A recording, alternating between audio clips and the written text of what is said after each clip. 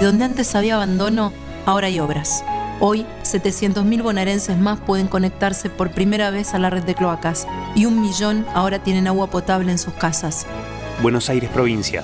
Entre todos, podemos más.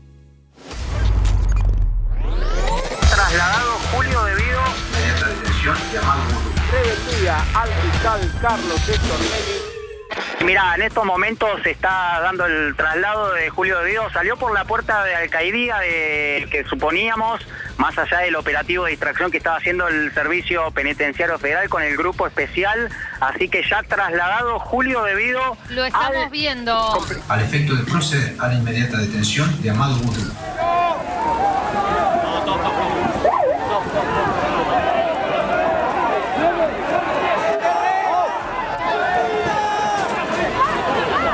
En enero del 2018, el periodista de La Nación, Diego Cabot, accedió a una caja con documentos.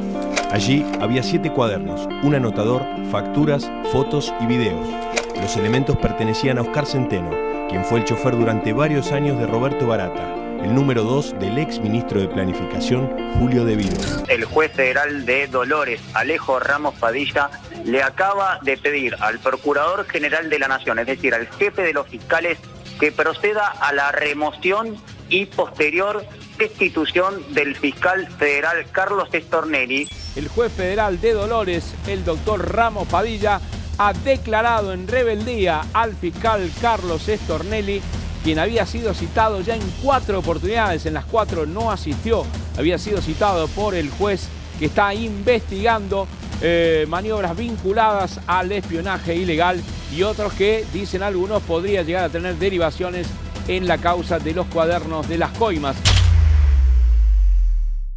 Los años de Mauricio Macri no solo van a ser recordados como años de descalabro económico, de aumento de la inflación, del desempleo, de la deuda, de todas las variables económicas desquiciadas que provocaron, en definitiva, que en las elecciones PASO hubiera la sorpresa electoral que hubo y en los tribunales esto se empieza a olfatear. Pero en materia judicial, los años de Mauricio Macri también van a ser recordados como años en los que, como nunca antes, no es que antes no existiera este mecanismo, pero como nunca antes se utilizó a la justicia federal para meter presos a los opositores molestos que tenían algún problema en el pasado, pero también como un mecanismo para amenazar, para disciplinar, para explicarle a los que querían hacer algo distinto que no se jodía, que no podían hacérselo vivos. ¿Cómo funcionó esto? Nosotros vemos solamente la punta del iceberg, que era los funcionarios que fueron presos, el combo ese que yo tanto les conté en estos años de cómo funcionaba, que una causa por lavado y una asociación ilícita no se le niega a nadie. Después apareció la doctrina Irurzun, que con una causa iniciada, solo porque había sido en algún momento poderoso, esto daba lugar a que te metieran preso. Fue lo que pasó con Amadou Boudou. No tenían demasiados elementos para meterlo preso, pero igual lo mandaron preso con esta doctrina Irurzun, que decía que, bueno, si el hombre seguía siendo poderoso, a lo mejor tenía influencia y podía echar mano de esta influencia para encubrir o hacer desaparecer pruebas. Y con esta doctrina metieron preso a mucha gente. Esta doctrina funcionó también para que opositores, incluso senadores, diputados, gente que había tenido sobre todo manejos presupuestarios, que habían sido gobernadores o funcionarios, no rompieran mucho las pelotas. Yo les cuento el caso, por ejemplo, de un senador de una provincia que había sido gobernador, al cual en un momento dado había hecho un par de votaciones contra el gobierno, además había hecho un par de declaraciones contra el gobierno, levantando el perfil, y se le aparece un periodista de uno de los diarios oficialistas y le dice: mirá lo que me mandó el gobierno, 2 causas que te van a iniciar a vos, acusándote de malversación de fondos y asociación ilícita y qué sé yo. ¿Qué fue lo que hizo el senador? Y volvió a bajar el perfil y esperó que transcurrieran los años Macri sin levantar demasiado el copete.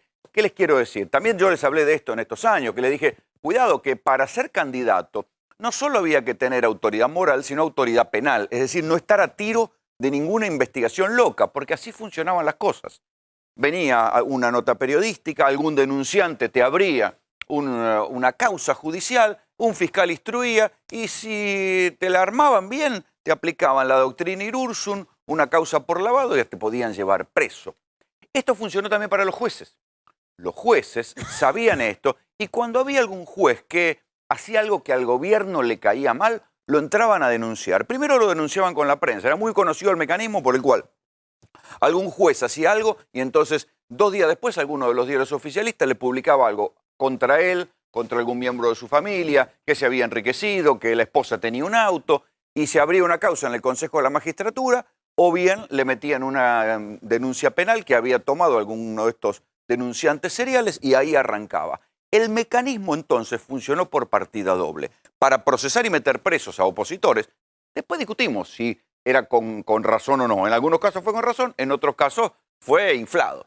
Pero también funcionó para esto, para disuadir a los que no tenían o que podían tener alguna instancia floja de papeles y se cuidaran y se quedaran quietitos en el molde. Todo esto cambió esta semana cuando sorpresivamente 2 de los camaristas que habían sido más afines al gobierno, Irursun y Bruglia, firmaron en una misma tarde 2 dictámenes que iban contra el gobierno en cuestiones muy sensibles. Una, yo ya sabía porque me lo había dicho uno de los jueces federales que querían cerrar a toda costa la causa del correo, que el gobierno había mandado sus emisarios a decir, por favor, terminemos con la causa del correo, sobre todo con la instancia penal. Después sigue la discusión en la instancia civil, ustedes recuerdan cómo es la historia, el correo argentino era del Grupo Macri, el Grupo Macri dejó de pagar el canon, cuando viene el kirchnerismo se lo expropia, y después nunca pagaban.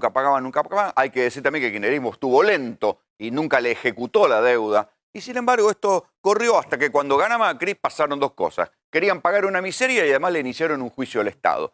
Este escándalo fue lo que detonó en su momento que Macri tuviera que recular en chancletas, pedir disculpas, dar marcha atrás. Pero así todo, el juez Lijo llevaba una causa en la cual estaban procesados el ministro de Defensa, que era ministro de Comunicaciones, Oscar Aguad, y un par de muchachos que habían hecho lo imposible para quedar bien con el jefe Macri. Bueno, fueron a la Cámara Federal y dijeron, no, terminemos con la causa esta, cerrémosla. Y la Cámara, aún con los camaristas más oficialistas, dijo, no, sigan investigando, la causa no se cierra. El otro caso fue el caso todavía más increíble. Ustedes habrán escuchado hablar de la empresa Odebrecht, la empresa más coimera de América Latina, es la empresa de grandes obras públicas brasileña por la cual está preso desde Lula para abajo por los coletazos de la corrupción de Odebrecht en Brasil. Hay tipos que tienen causas, condena por 99 años de tanta coima que cobraron en la causa Odebrecht. Bueno, hay presos en Perú, hay presos en Ecuador, hay presos en Brasil, por supuesto. En la Argentina no se enteraron. Entonces, una de las causas que tiene que ver con Odebrecht, que es el soterramiento del Sarmiento, había solamente funcionarios coimeros, no había coimeadores.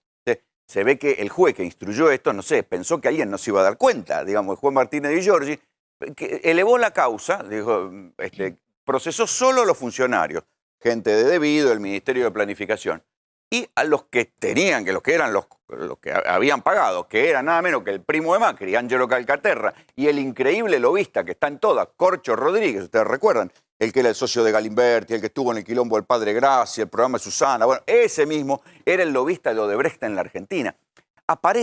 Dicen que aparece, en los códigos internos de los correos de Odebrecht, aparecía con el nombre Corcho, pero en portugués, aparecía que le mandaban plata a la Argentina. Esto es lo que se está investigando y lo que viene de los documentos en Brasil. En Argentina no. Odebrecht era el único lugar donde no le encontraban nada. Coimió a todo el mundo en toda América Latina. Hubo sentencia en todos lados, menos en Argentina, que los tipos de Odebrecht y los socios de Odebrecht, como Ángelo Calcaterra, no iban a ser procesados. La Cámara, incluso los camaristas oficialistas, ¿qué fue lo que dijeron? No, señor, vaya todo para atrás, desprocesen a los funcionarios, pero vuelvan a investigar a los empresarios. Vale decir, vuelvan a investigar todo porque esto es de sentido común. Odebrecht es la empresa más coimera de América Latina. Algo debería pasar en la Argentina. Estas cosas son las que demuestran que algo se está moviendo en Comodoro Pi, que el péndulo se va moviendo. Cuando uno va a Comodoro Pi a preguntar, che, ¿qué va a pasar con los jueces?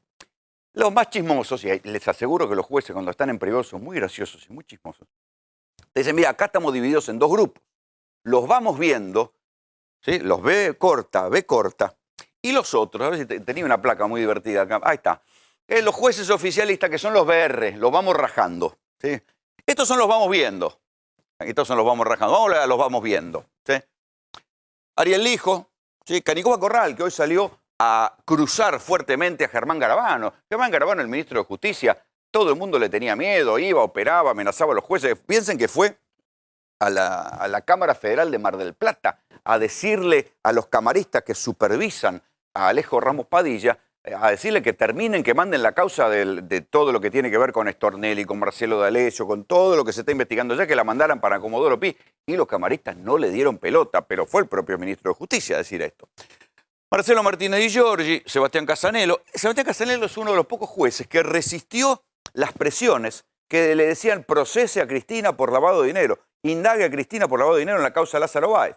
Procesó a Lázaro Báez, pero no fue nunca contra Cristina, pese a que se lo pedían. Daniel Rafecas lo quisieron echar con juicio político. ¿Por qué? Simplemente por decir que no había delito en la causa del memorándum de entendimiento con Irán. Acuérdense, o sea, por decir lo elemental, por decir que el jefe de Interpol nunca había levantado las cédulas rojas, o decía el pedido de detención de los iraníes, por decir lo elemental, y por decir que no había delito, lo quisieron echar a patada, le quisieron hacer un juicio político. Bueno, es otro de los que quedó. Luis Rodríguez y Alejandro Slócar. Alejandro Slócar es un hombre muy vinculado con Alberto. Esta es la otra cosa interesante. Alberto Fernández es un hombre que conoce perfectamente Comodoro Pi. Conoce a los jueces, algunos de esos jueces eran sus amigos y sus discípulos. Slócar es uno de ellos. Otro de los discípulos es justamente Rafecas, un juez que entró en los comienzos del kirchnerismo y un hombre muy vinculado a Alberto Fernández. Pero el otro de los vinculados a Alberto Fernández, que fue miembro de su cátedra, está entre los vamos rajando, está entre los otros, entre los que están pensando la salida o la jubilación, y es Julián Ercolini. Julián Ercolini es un juez que se convirtió en uno, no Bonadío ya es una especie de militante del gobierno. Julián Ercolini es uno de los jueces que tuvo y que hizo las cosas y que hizo bien los deberes para el gobierno en todas las causas que le tocaron. Tanto que agarró incluso, y sin encontrar ninguna prueba consistente, salvo una pericia de gendarmería, mantuvo abierto y caratuló la muerte del fiscal Nisman como asesinato. Ahora bien, se metió una telaraña que 3 años después de haber dicho que era un asesinato, no avanzó nada, no logró probar nada y ahí quedó estancada la causa, porque así parece que es el negocio en la causa Nisman. Lo interesante es mantenerla abierta y mantenerla en un enigma y no terminar de cerrarla y decir, bueno, fue un suicidio, hay prueba de que fue un asesinato, o hacer algo. Lo interesante de esa causa, como así se usan políticamente las cosas en la Argentina, no es llegar a la verdad y meter un culpable y condenar a alguien. Lo que les gusta es tenerlas abiertas para que siga la polémica y se pueda seguir discutiendo de esto. Estos son los que están, los vamos rajando. Algunos, como Bonadío, ya iniciaron los trámites de jubilación. Hay que ver si después la toman. Pero Bonadío, si efectivamente pierde Macri, es uno de los que está pensando en irse. Claro, Bonadío tiene un montón de causas abiertas y este es el otro problema. ¿Qué va a pasar con las causas de corrupción del kirchnerismo, las causas que están abiertas? Varias las tiene Bonadío. ¿Vendrá otro juez? Porque Bonadío no se las puede llevar a la casa. Las puede mandar a juicio oral, las puede terminar de instruir. Pero ¿qué va a pasar con las causas que tiene Bonadío? Martín Irursun, el hombre de la famosa doctrina Irursun, otro de los que inició el trámite jubilatorio para estar a tiro, si se le complica la cosa, poder irse. Es Stornelli, este es el más complicado. Porque ahora, hasta el propio jefe de los fiscales se está diciendo, bueno, macho, se te acabó el tiempo, es hora de que vayas a declarar a Dolores. Ya van 9 citaciones que Stornelli no se presenta a declarar. A todos nosotros, a la segunda citación que nos vamos, nos agarran, nos llevan del forro del pantalón y nos ponen a declarar. Un fiscal que debería respetar la justicia no se presenta, ni disfrazado de gaucho, va a declarar a Dolores. Julián Ercolini es el que yo les decía, que tiene además la causa, que instruyó la causa de la obra pública contra Cristina. Y, o sea que es uno de los que hizo bien los deberes para el gobierno. ¿Qué va a pasar? Se peleó con Alberto Fernández, pero se peleó a muerte. Esto lo sé porque me lo cuentan ahí en Comodoro Pi. Se peleó a muerte con Alberto Fernández el año pasado por la causa Oil Combustible. Esa causa que tiene que ver con Cristóbal López, con Fabián de Sousa, son los dueños de C5N, pero también de la empresa petrolera Oil Combustible, que virtualmente se la remataron, está ahora en juicio oral. Y ahí está Echegaray, por ejemplo, que era otro de los acusados, el titular de la FIP, intentando dar vuelta y diciendo que el gobierno directamente, cuando entró a la FIP, buscó llevar a la empresa Oil Combustibles a la quiebra. El que instruyó la causa fue Ercolini. Los hermanos Maíquez, hay 2 hermanos Maíquez que están en diferentes puestos, los trajeron por... Así funcionaba el macrismo en la justicia. Utilizaba un sistema de transferencia. Había un juez amigo en la ciudad, decían, bueno, este juez amigo lo ponemos en un cargo en una Cámara Federal. Lo pasamos para allá. Y después, como manejaban el Consejo de la Magistratura, ahí quedaban. Y así hubo varios jueces que entraron por sistema de transferencia.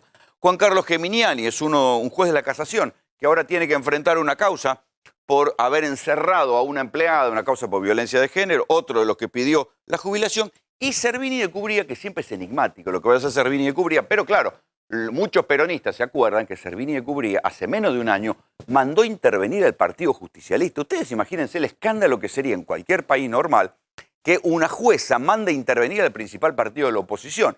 Mandó intervenir al principal partido de la oposición y después alguien se dio cuenta en la Cámara Nacional Electoral que era un disparate y le dijo, no, doña, esto no va, no puede hacer esto.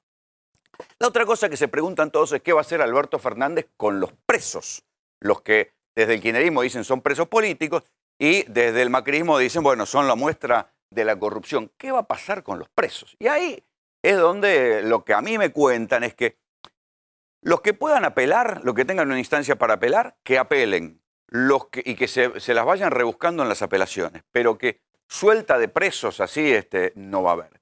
Y después queda la perla del gran quilombo, que es la causa de los cuadernos, que es la causa más complicada. ¿Qué va a hacer ahí? ¿Cómo van a hacer para... ¿Qué va a pasar con la causa de cuadernos? Bonadío ya la mandó a juicio oral. Pero los testimonios valen. Esos testimonios no fueron grabados. Como dice, los testimonios de los arrepentidos no fueron grabados. Pero están los arrepentidos. ¿Los arrepentidos volverán a decir lo que dijeron? ¿O ahora se arrepentirán de haberse arrepentido?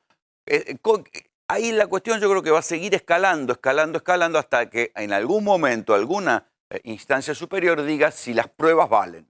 No están los cuadernos, están las fotocopias, pero está el arrepentido Centeno que dice, sí, esos cuadernos existieron, eran míos. No aparece la plata, pero están los arrepentidos que dicen que sí pagaron.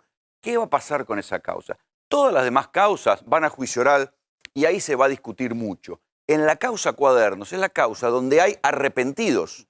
Esos arrepentidos, ese testimonio, ¿va a valer como para que siga adelante? Y después están los que en su momento eran bastante enemigos de Alberto y hoy da la casualidad que están presos. Todo lo del esquema debido. Los enfrentamientos en momentos, el primer kirchnerismo entre Alberto Fernández y Debido eran históricos. Era la principal interna que había en el gabinete de Néstor Kirchner, los albertistas contra los devidistas. Alberto va a mover un dedo para sacar a tipos como Debido, como José López de la jaula. Esto es difícil de ver. Me parece que ahí lo que va a pasar es que les dirán apelen y arréglense. Pero el que la tiene complicada, si no es reelecto, va a ser Mauricio Macri.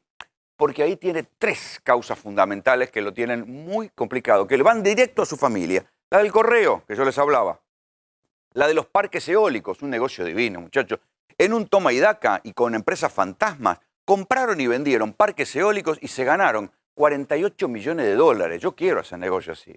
Nada más que armaron unas empresas fantasmas, conociendo desde adentro cómo funcionaban las cosas, y se compraron y vendieron. Y no es que querían explotar los parques eólicos, porque me dijeran, bueno, querían un parque eólico para sacar ganancias explotando ese parque. No, lo querían comprar y vender como quien compra un negocio, como quien compra un lote, lo compra y lo revende. Y hicieron 48 millones de dólares en menos de 3 meses.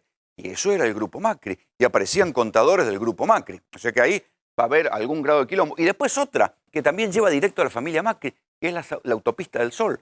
Fue un manejo muy extraño por el cual la Autopista del Sol, sabiendo que Macri iba a ser presidente, inicia un juicio. Y entonces, inicia un juicio al Estado en el CIADI. Hasta ahora nunca había iniciado un juicio. Cuando se entera que Macri iba a ser presidente, mete un juicio al CIADI por el momento en el cual se habían especificado las tarifas, hacía como 15 años. Y entonces el gobierno, sin siquiera discutirlo, dice, sí, es verdad, esta pobre gente fueron damnificados, tienen un juicio y les empieza a reconocer una deuda, mejora la cotización, aumenta los peajes, mejoran las acciones y ahí ¿qué hacen? Venden y se deshacen de Autopista del Sol, haciendo que una ganancia de varios millones de dólares. Estas son las cosas que ahora, cuando cambie el péndulo, cuando el péndulo vaya para el otro lado, va a pasar lo que pasó cuando perdió el kirchnerismo. Los jueces se van a dar vuelta y al que perdió le van a decir, venga para acá. Usted es el que era el presidente, pero ahora tiene muchos intereses y muchas cosas, muchas explicaciones porque favoreció su grupo de familia. Venga, nos debe algunas explicaciones. Cambio de rumbo, cambio de tiempos, cambia el péndulo. Bienvenidos. Esto es GPS. ¿Existe una especie de presión entonces hacia la justicia vinculada, por ejemplo, con exfuncionarios o con, por ejemplo, la expresidenta Cristina Fernández? No, la presión es la presión propia del trabajo. A ver, no quiero ser autorreferencial porque eso siempre es bastante odioso. Bueno, pero usted es uno de los jueces que lleva bastantes causas, por eso. Está bien, pero la primera vez que fue indagado Ricardo Jaime fue en el año 2009 por la causa de dádivas. Con lo cual, en realidad, digamos, esto es la presión del trabajo. Y, digamos, los jueces federales, por lo menos la gran mayoría, venimos trabajando las causas en los tiempos procesales que se pueden hacer.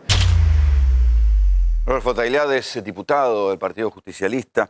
¿Cambian los tiempos en Comodoro Pi? Que estuviste ahí en el Consejo de la Magistratura, estuviste denunciando. ¿Qué ves?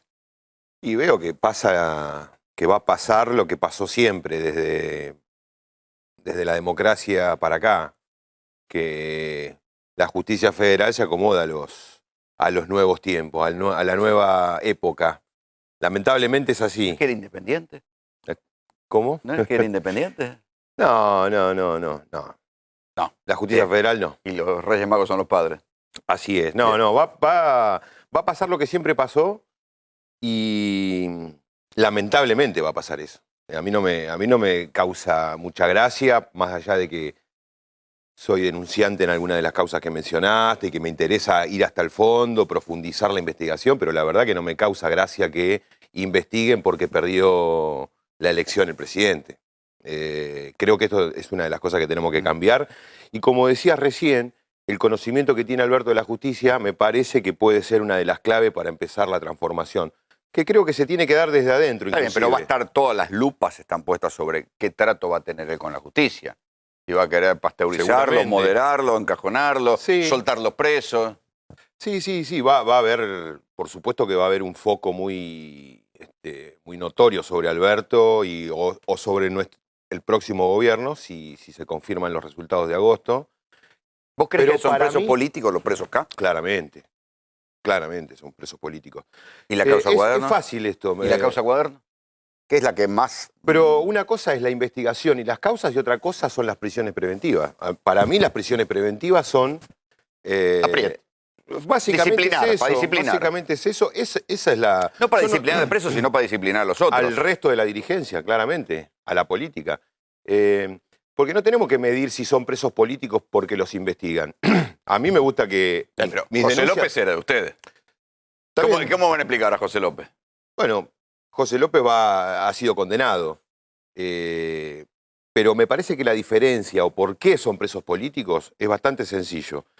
Quiero ver si alguno de estos jueces que mencionaste, que tienen presos, por ejemplo, a Roberto Barata o a Julio De Vido o a Amado Vudú, se pronunciaron de la misma manera frente a casos similares en otras ocasiones.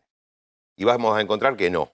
Vamos a encontrar que no hay prisiones preventivas por los delitos por los cuales hoy sí están detenidos. Esa era la doctrina Irurzun, que no se le aplicaron a los funcionarios de gobierno. Porque bueno, Irurzun también cambió. Si vos aplicabas la doctrina Irurzun, Aguad ya tenía que estar preso.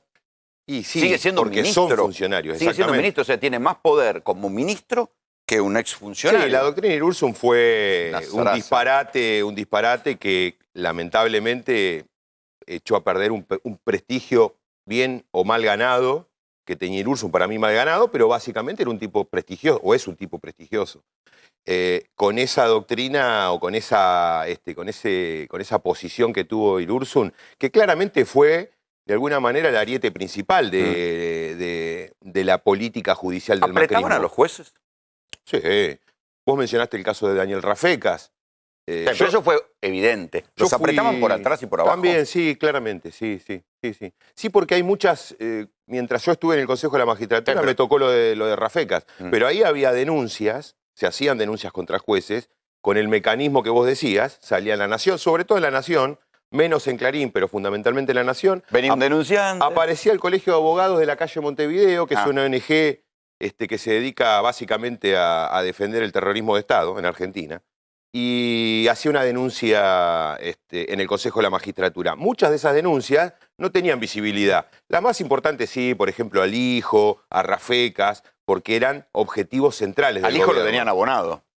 Y el hijo sacaba digamos, cuando había una resolución que no le gustaba al gobierno, aparecía de vuelta la denuncia. Se publicaba en La Nación, después iba en Consejo de Magistratura. El famoso hermano, Freddy, y de repente... Pero, a ver, está bien, pero a los jueces, ¿les podían hacer eso porque sí o porque también estaban flojos de papeles o tenían algo para contar? Porque sí. ¿Y por qué llegaban a apretar? No, pero por ejemplo, te puedo nombrar, salgamos de Comodoro Pi y vayamos a la justicia del trabajo. Un juez que reincorporó trabajadores despedidos de vialidad estuvo un año bajo investigación en el Consejo de la Magistratura y la verdad que era contenido de sentencia. Bueno, hay dos camaristas que los limpiaron por haber soltado a Cristóbal López, a Fara y exactamente. A uno lo jubilaron y al otro lo mandaron al Foro Penal Económico. Bueno, pero estamos en Comodoro Pi. Pero digamos, seguramente algunos de los jueces que fueron denunciados por ahí tenían la cola sucia. Ahora, no se demostró nada tampoco en el Consejo de la Magistratura, como tampoco se demostró con Eduardo Freiler, es decir, lo echaron con ¿Cómo un que no? ¿No proceso. le demostraron enriquecimiento ilícito? No le demostraron enriquecimiento ilícito, porque el enriquecimiento ilícito es un delito, y ese delito había sido denunciado en la Justicia Federal y lo habían sobreseído. Después la causa volvió a arrancar, pero no había avanzado cuando lo destituyen a Freiler. A Freiler lo que le dijeron fue, vos tenés más gastos de lo que podés justificar, que no era ni enriquecimiento ilícito, no se sabía bien lo que era. Flojo papeles.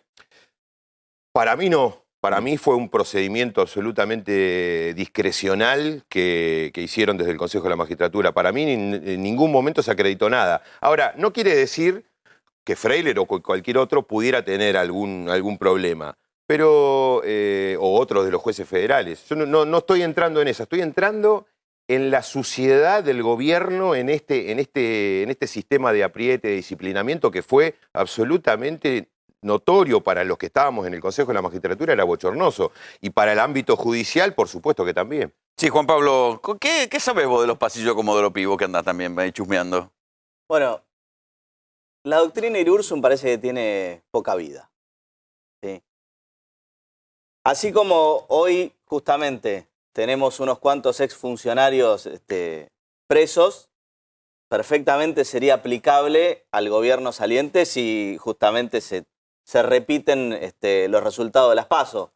Con lo cual, parece que hay un interés muy grande en que antes, incluso te diría antes del 27 de octubre, la Corte dé vuelta justo ahora la tire para atrás. Y sí, aparte, sirvió para meter preso gente y la van a tirar para abajo. Aparte, acordate que ahora le confirmaron el pedido de prisión preventiva a Hidayala. Así que, claro, vuelta a la tortilla. Ya no sirve más. Me parece que, por las dudas... ¿Cuáles son las causas que más complican a Macri? Bueno, las mías. Las quise yo. No, vos las mencionaste. Saca una bandera. Son tres. No, me tengo que...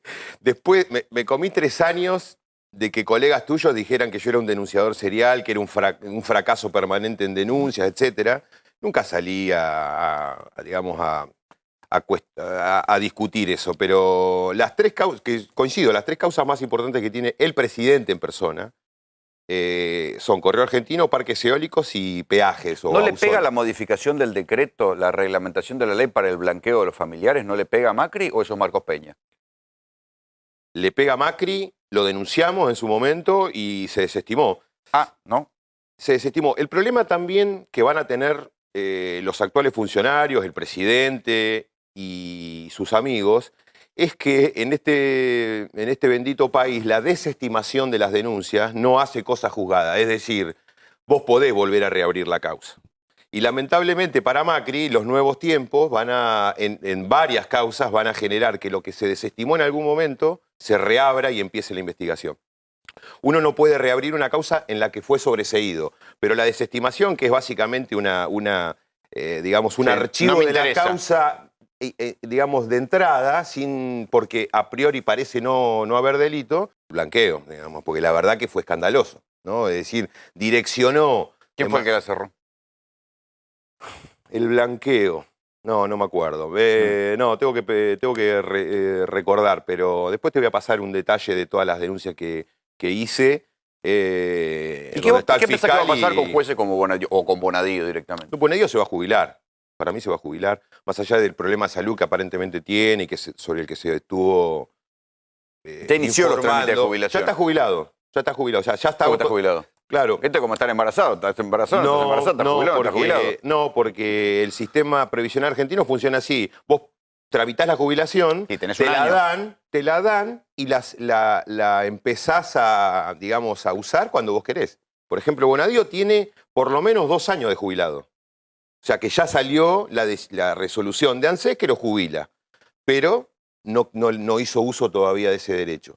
Probablemente lo haga ahora, digamos, en este trayecto que va hasta la asunción del nuevo gobierno. Seguramente va a querer cerrar Cuadernos. Vos dijiste que Cuadernos la elevó a juicio. Elevó una parte. Dos tramos. Son 2 tramos. El tramo de funcionarios y un tramo de empresarios. Creo que quiere cerrar todo para después retirarse. ¿Y Stornelli? Y Stornelli cumple 60 años en enero o febrero del año que viene. Aparentemente también va a ser lo mismo. Lo que pasa es que él sí tiene que empezar el trámite. No lo puede empezar todavía sin. Sí, no te hablo por la jubilación, te hablo por la causa Stornelli, Dolores. Me parece Stornelli. El sumario de la procuración. Stornelli, no sé si podemos esperar grandes cosas de lo que queda del año de Stornelli, más allá de que vaya a declarar. Es decir, yo lo que estoy seguro es que va a ir a declarar. Stornelli es el que abrió la investigación por Ausol, por Autopista del Sol. Es el que pidió exactamente, hizo el requerimiento de instrucción, la lleva. No hizo mucho. Canicó a Corral. Lo que pasa es que era muy, muy evidente. Es decir, si Stornelli no requería, es decir, no pedía la investigación de ese hecho y tenía otro pedido de juicio político, porque la verdad que la denuncia es muy sólida, la hice yo, pero no es porque la haya hecho yo, sino porque los hechos, digamos, son contundentes, ¿no? Esto que vos planteabas. Simularon una demanda 5 días antes que asumiera Macri y después arreglaron ¿Te imaginas el juicio. un Macri que puede ir preso por algunas de esas causas? ¿Le van a aplicar la doctrina Irurso? Ojalá que no. Ojalá que no. A mí, yo soy penalista, soy militante de un proceso penal democrático. Quiero que se ponga en marcha en todo el país el código acusatorio que solamente va a arrancar o arrancó en Salta y Jujuy por ahora.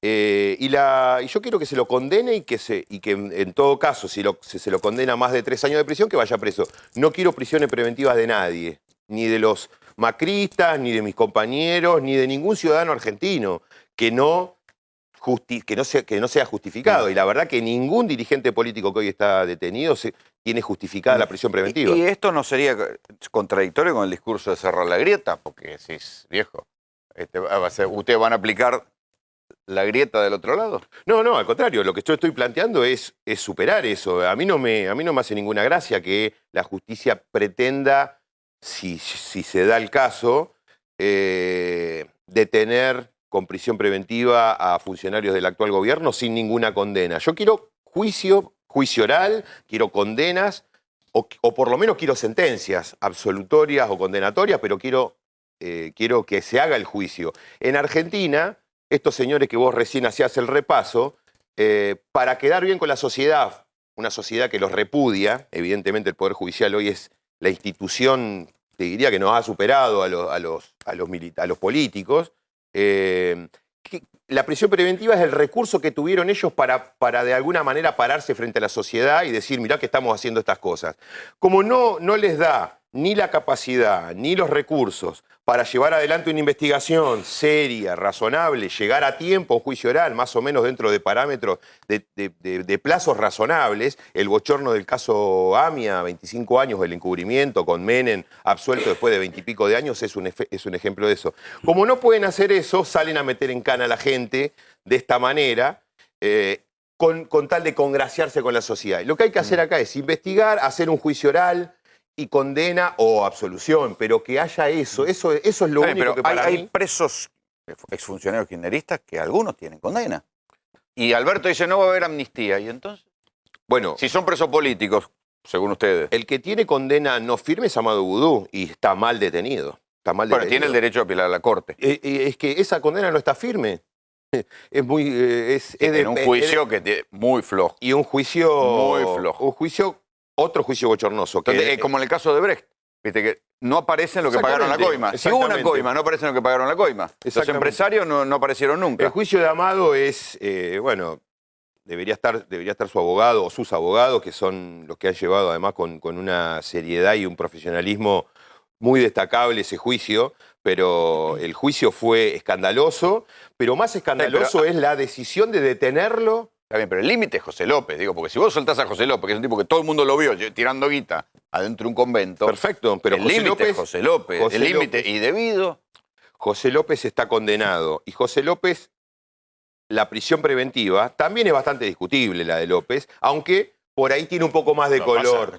Por ahí tiene un poco más de color. ¿Cómo haces para discutir un tipo que lo engancharon con los 2 bolsos llenos de plata? Bueno, pero cambiemos la ley. Si no lo metés preso, cambiemos la Constitución. Si no lo metés preso, era un escándalo. Bueno, pero metelo preso después de un juicio.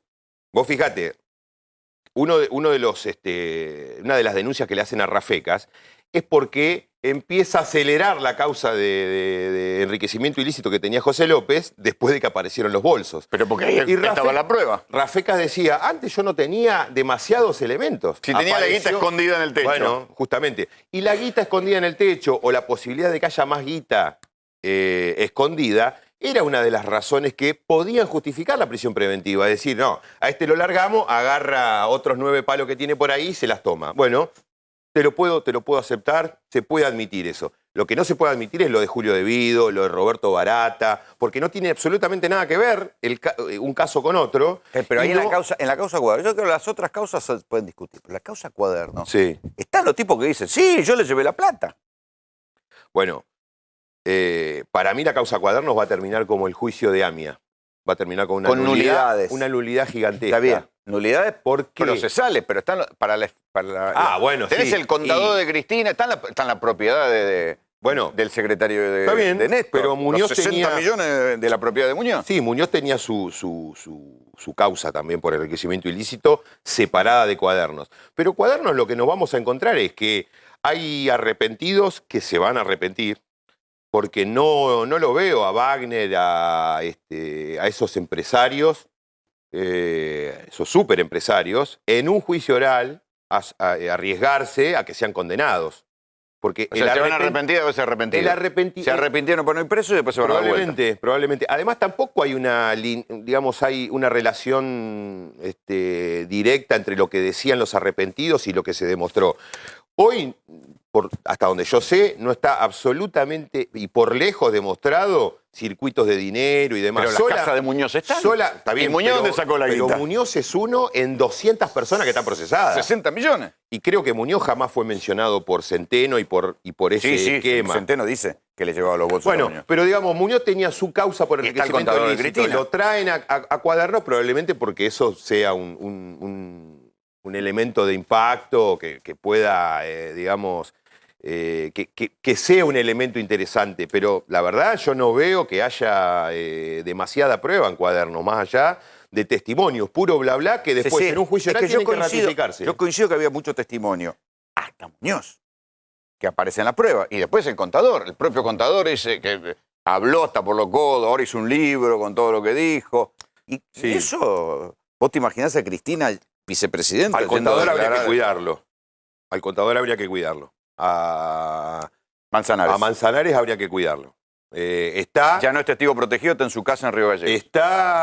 Sí, exactamente. Entonces, a mí me parece que el gobierno con los testigos protegidos hizo un enchastre fenomenal. Hay una investigación periodística reciente que da cuenta de cómo manipularon a los principales testigos arrepentidos, entre ellos Manzanares. Hoy Manzanares sigue estando, no está dentro del programa, pero sigue estando cuidado por el gobierno. Y me parece que lo cuidan mal. Entonces, me parece que además, no solamente porque me interesa la integridad física de cualquier ciudadano, de los testigos y demás, además porque ese hombre va a tener que declarar en algún momento, ¿no?, en un juicio oral. Como todos, como Centeno, que también es testigo protegido y que hoy se sabe dónde vive, se sabe dónde lo tienen justamente protegido. Es decir, una irresponsabilidad mayúscula del gobierno en poner en riesgo a esas personas. Y me parece que, entre otras cosas, Cuadernos se va a caer por eso. Sí, Fernando.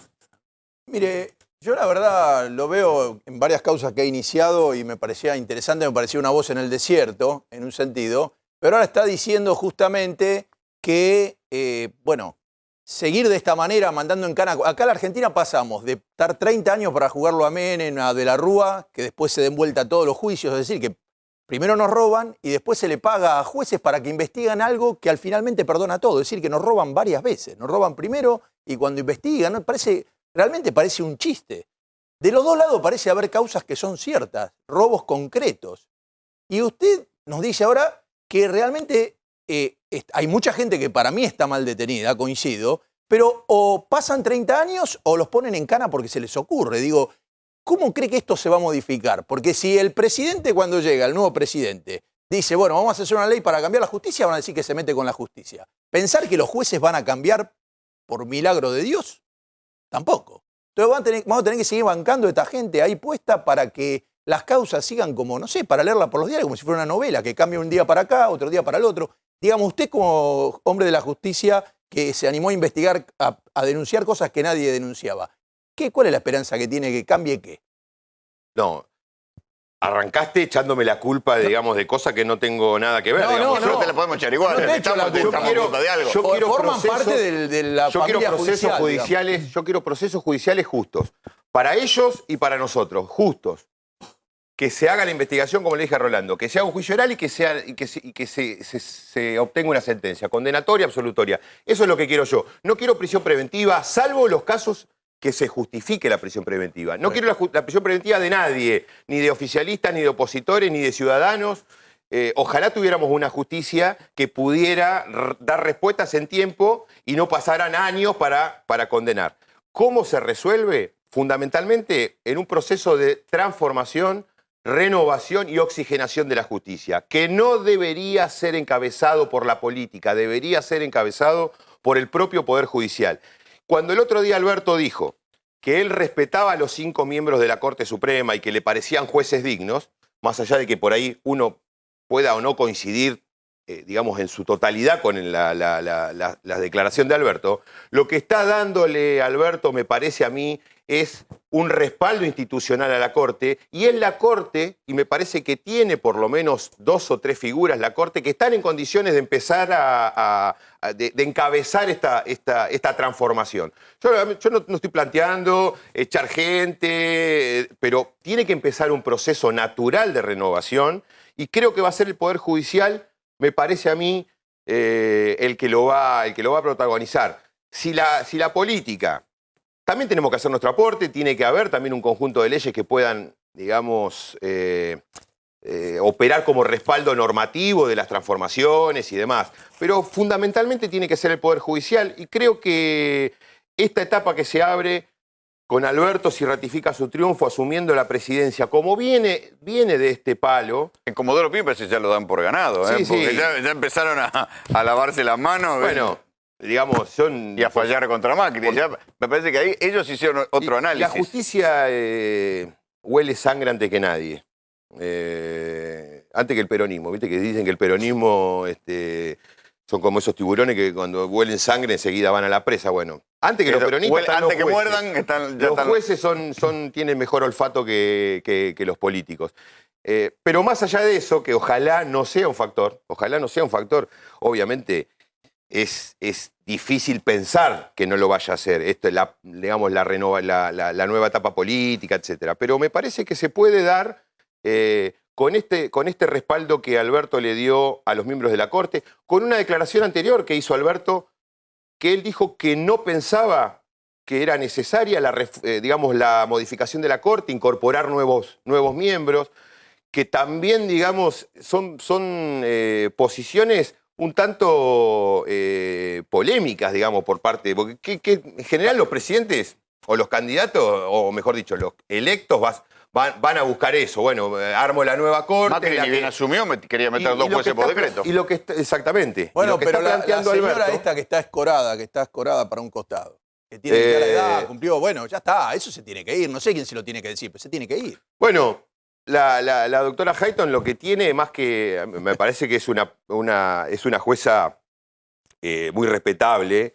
Lo que pasa es que, de alguna manera, metió la pata con el acuerdo que hizo con el gobierno. Es decir, hay un punto donde... Básicamente el gobierno le perdonó la jubilación. ¿Cómo es posible? Claro, ¿cómo es posible?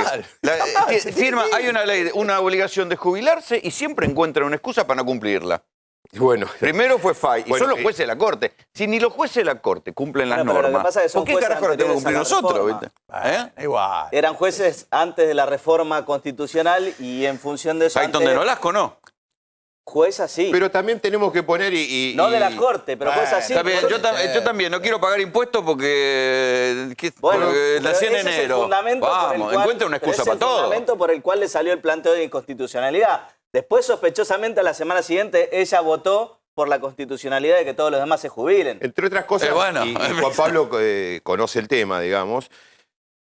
Entre otras cosas, lo que hay que pensar, y no es una modificación que creo yo se pueda hacer en 4 años, sino que es un proceso un poco más largo, más profundo, es todo el sistema de control constitucional que tiene nuestro país. Cualquier juez de primera instancia en nuestro país te declara inconstitucional una ley que puede haber tenido mayorías abrumadoras en el Congreso.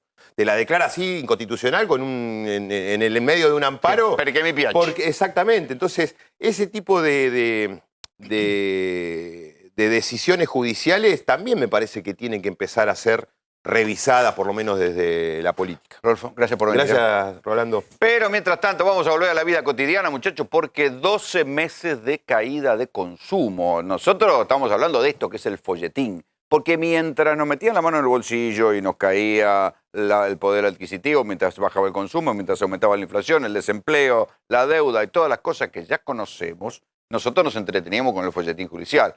La gente a veces, nosotros los periodistas más, porque nos divertía y nos apasionaba seguir las causas, pero el consumo y la situación económica fue lo que siguió bajando y que fue lo que a la larga terminó imponiéndose. Si fuera un juego de baraja, mató la carta de la crisis económica, mató todo lo que tuviera que ver con la corrupción. ¿12 meses, Juan? Claro, 12 meses. No, yo te digo un poco más, Rolo. Los argentinos estamos sufriendo el final de un modelo económico. Te digo el final porque no fracaso, porque ahora, a la luz de la realidad, queda clarísimo que esto se vino a hacer. ¿Te acordás que el presidente Mauricio Macri decía que el salario era un costo? Claro, vos bajás el salario y lo que se cae es el consumo. Y el consumo, Rolo, es el 80% de la actividad económica. Eso lo sabe cualquier economista. Yo te traje la serie completa de CAME del consumo. Mirá, desde el año 2015... Mirá lo que era el consumo. Éramos felices, mi trabajador era feliz, que ahora está muy triste. Fíjate lo que era el consumo. Los argentinos podíamos consumir, éramos felices. Y fíjate desde diciembre del año 2015 al día de hoy lo que es el consumo. Cualquier economista, Rolo, sabe que el consumo es el 80% de la actividad económica. Si se Ahí cae el en ese consumo verde, ¿no hay manera que me haya metido el perro con el INDEC cambiado? No, esto es de CAME. No, porque es CAME. Podemos decir INDEC, puede haber un dibujo. No, esto es CAME. Y fíjate, Rolo, mirá esto. Mirá si sabrá el gobierno lo que hizo. Mirá lo que es esto. Acá el consumo se comienza a recuperar para agosto, septiembre y octubre del año 2017. Mi trabajador sea feliz. ¿Qué pasaba en octubre del 2017? ¿Y la campaña electoral? Claro, Rolo. Acá está, bueno, ahí fue el famoso Festival de Préstamo del ANSES. Claro. Por ejemplo. Claro, porque el gobierno supo, por eso te digo, es el final del modelo económico, no es el fracaso, porque los argentinos cuando consumimos dólares, porque los bienes que consumimos los argentinos tienen insumos en dólares. Y si vos no querés que lo consuman los argentinos, los trabajadores, porque lo tiene que consumir el sistema financiero. Pero mirá esto, Rolo. Muchos se preguntaban del fracaso o el éxito electoral. Mirá después el consumo. Llegó a estar hasta el 15,6% de caída interanual. Y ahora estábamos en esta situación. Vos me decís, ¿había chances de darle felicidad a mi trabajador para poder ganar la elección? Claramente no, Rolo. ¿Y ese 4,5 para arriba bueno, qué es? Estaba la pregunta. Esto es julio. Esto es interanual. O sea que julio del año 2018, mirá dónde estábamos. O sea que si vos, este estaría acá. O sea que no recupera el consumo, es interanual. Lo que sí se buscó, como vos decís bien, reactivar el consumo para la campaña electoral. Pero no alcanzó. ¿Y ahora? ¿Y las medidas nuevas? Mirá, Rolo, yo te digo la verdad. Porque esto es decir, le bajan el IVA, lo devora la inflación. Desde el 2015 al 2019, la caída del salario fue tan grande, estamos hablando de entre un 30 y el 40% en el sector formal. El informal es superior, con 2.000 pesos, Rolo. Con 3.000 pesos, con descontarle un mes de ganancias a los trabajadores. No, Rolo, esto es irrecuperable. Por eso te digo que es el final del modelo, no el fracaso. Mucho se habla de la crisis, lo que está provocando en la clase media. Lo que yo les voy a mostrar ahora es una investigación sobre algo que está pasando en las páginas web. Ustedes me tienen... ¿Qué tiene que ver lo que pasa en las páginas web con la crisis? Bueno, es algo bien extraño porque hay montones de páginas web y aplicaciones que generan contactos. Hay aplicaciones y páginas web que buscan contactar mujeres con hombres a través de dinero. Hay algunas que dicen que no son prostitución.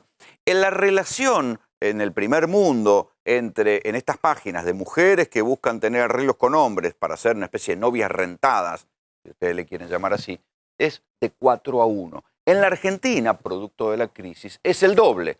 Hay 8 mujeres por cada hombre que buscan de alguna manera contener relaciones sociales, sexuales, no se sabe bien, eso depende del acuerdo que cada uno haga, pero siempre buscando dinero. ¿Cómo se llama eso, muchachos?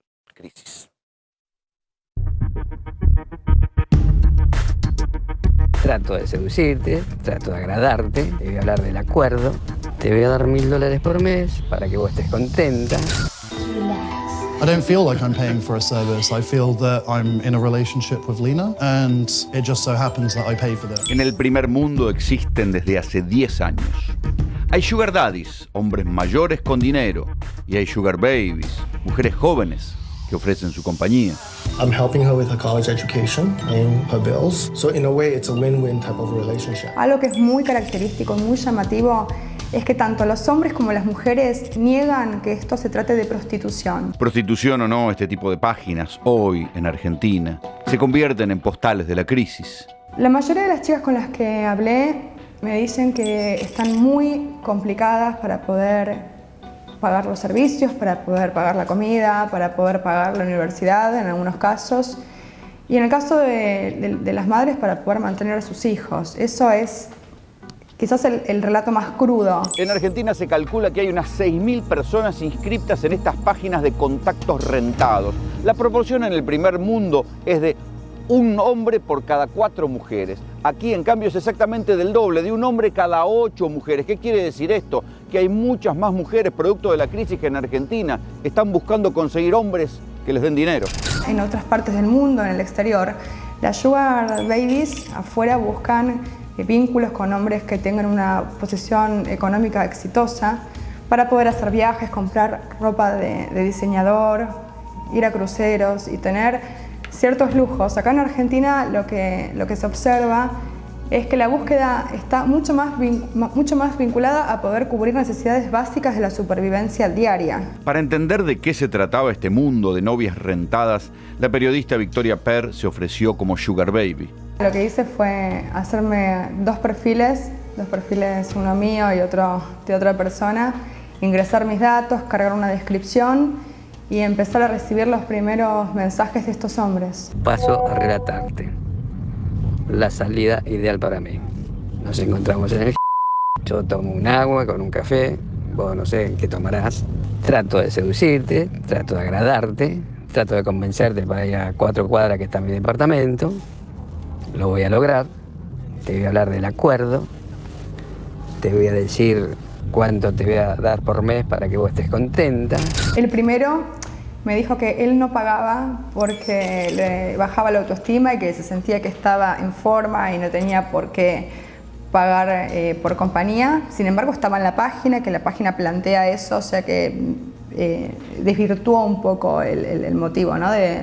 de su inscripción en la página. Después me ofrecía llevarme a lugares lindos, como si fuera un perro llevarme. Ya te dije, mi amor, te voy a dar $1000 por mes, te lo voy a pagar $250 por semana y si nos vemos 2 veces por semana o 1 vez por semana o 2 veces por semana, lo divido, cada vez que nos vemos te pago y en el mes te tengo que completar los $1000. Después salí con otro de 65 años más o menos, que era contador.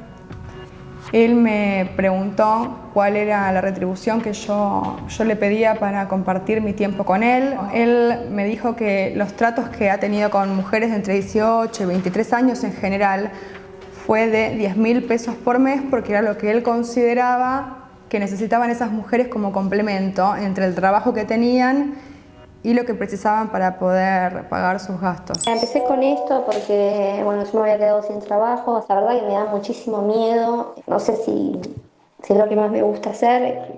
Claramente no le gustaría a nadie. Pero bueno, yo tengo que alimentar a mi hijo. Hay perfiles, muchos, de mujeres que están buscando tener una economía más estable que les permita solamente estar vivas. Do you like this one better?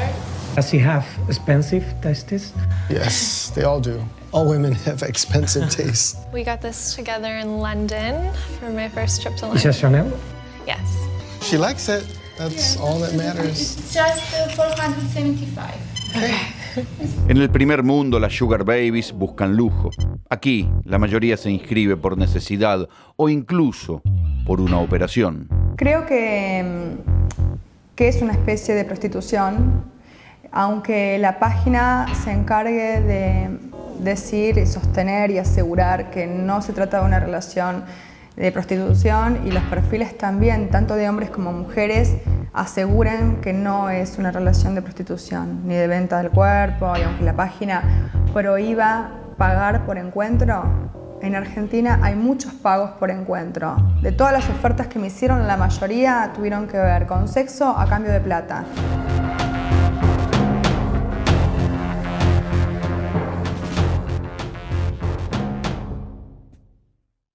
Detrás de esto hay mucha crisis, ¿no? Victoria Pérez, la periodista que hizo esta investigación, que se metió en ese mundo. Sobrevuela la crisis económica y la gente que tiene que, las mujeres sobre todo, que dicen, bueno, necesito unos mangos, no puedo criar a mi hijo, quiero ver qué es esto. Esta investigación fue muy larga, duró más de 2 meses, cerca de 2 meses y medio, casi 3, y la verdad es que surgió de todo. Mucha polémica y en Argentina particularmente mucha crisis, mucha falta de trabajo de las mujeres, que sufrimos una desigualdad de género estructural desde siempre, pero ahora con esta situación de devaluación, de inflación y de pérdida de empleo, la verdad que es dramática la situación. En su propio perfil, que es supuestamente seductor, las mujeres ponen, necesito operarme, perdí el trabajo. En muchos de los perfiles ponen que perdieron el trabajo, que siguen buscando trabajo, que no lo encuentran, que necesitan la plata para mantener a sus hijos. Eso es realmente desgarrador. Y también que necesitan mucha plata para poder paliar la crisis, el alquiler, el gas, la luz. ¿Qué tipo de mujeres son las que se inscriben ahí? En general son mujeres que tienen entre 18 y 25 años, aunque se extiende hasta 35 años. Este fenómeno de sugar daddies y sugar babies nació en Estados Unidos, después se expandió a Canadá y en Europa, pero la particularidad de los países del primer mundo es que allá las sugar babies buscan vidas de lujo, buscan viajar, ir a cruceros, ropa de diseñador. Acá, sin embargo, lo que buscan es pagar la luz, el gas, internet, poder comer, ir al súper y, si hay suerte, Sí, o no caer de nivel social. ir a comer, ¿no? O no seguir cayendo. Es muy triste, parece triste. Es tristísimo. La verdad que hay casos que son muy fuertes. Por ejemplo, una chica en un perfil decía que no le daba vergüenza decirlo, pero que estaba en la página recién incursionando porque precisaba dinero para poder afrontar los gastos de tratamiento médico oncológico de su mamá, y que era algo que cualquiera haría por sus padres. Ese caso, la verdad que fue tristísimo, como otros. Hay casos muy extremos y acá se abre la polémica acerca de si realmente todas las mujeres eligen, porque en la sociedad suele pasar eso, ¿no? De decir que las mujeres hacen eso porque lo deciden, pero hay muchos casos como los que hablamos donde realmente no es decisión, no hay poder. ¿Usted es un contrato de las novias? Hay modelos de contratos, ¿no? que se hacen acá en Argentina. Este es uno. ¿Y esto es un modelo de contrato de novia rentada? Es un modelo de contrato de novia rentada de sugar babies con sugar daddies, donde se marcan cuáles son... ¿Y dónde se saca esto? ¿Se baja de la página? No. Fuentes lo han proporcionado. O sea que hay algún sugar daddy abogado que se tomó el trabajo de escribir un contrato. O a una sugar baby. Bueno. Pero bueno, ahí se establecen derechos y obligaciones de los dos. A ver, léete un párrafo. Bueno. Derechos y obligaciones del sugar daddy. Abonar el monto mensual de $1000 a partir del 1 de mayo hasta el 30 de agosto del 2019. Este plazo puede prorrogarse si ambas partes así lo acuerdan. Esto es porque hay vínculos que pueden ser establecidos por 1 mes, 2, 3, e incluso hay casos a donde hay sugar babies que se van a vivir con su sugar daddy, ¿no? Y ahí se transforma un poco más la relación. Y se impuso el amor. Y se impuso el amor. Realizar el pago del 1 al 10 de cada mes, en efectivo, a través de depósito o transferencia bancaria. Este punto 3 es interesante. Todas las salidas entre el sugar daddy y la sugar baby, incluyendo los traslados, estarán a cargo del sugar daddy sin excepción, tanto en territorio argentino como en el exterior. Los encuentros serán semanales y tendrán una duración consensuada con la sugar baby. O sea, me suena tan raro un contrato de eso. Y que además se identifican como sugar daddy y sugar baby. Se identifican. Después, los derechos y obligaciones de la sugar baby es cuidar su apariencia personal, incluyendo el uso de vestimenta adecuada, realización de actividad física y aseo personal, cuidar la relación con el sugar daddy y mantener un trato amoroso, y estar disponible para su sugar daddy cuando él lo requiera. También hay algo del orden de la estafa acá en estos vínculos, porque hay muchos sugar daddies que ofrecen un acuerdo, un pago mensual, pero finalmente terminan estafando a los sugar babies comprando una pizza y escapándose. Eso ocurre. Eso es la crisis también. Eso es la crisis, pero al lado del varón. A mí me... Que le sasea y después le tira la regla con una pizza. A mí me gustó, con 2 porciones. Me gustó acuñar un término argentino que es edulco daddy, ¿no? Esto del hombre edulcorado en vez de azucarado, porque bueno, la crisis... Es más barato el edulcorante que el azúcar, por la verdad. Sí, parece que es de menor calidad también. Pero bueno, esto está ocurriendo en un marco de crisis. Están tanto los sugar daddies como las sugar babies cascoteadas por ellas.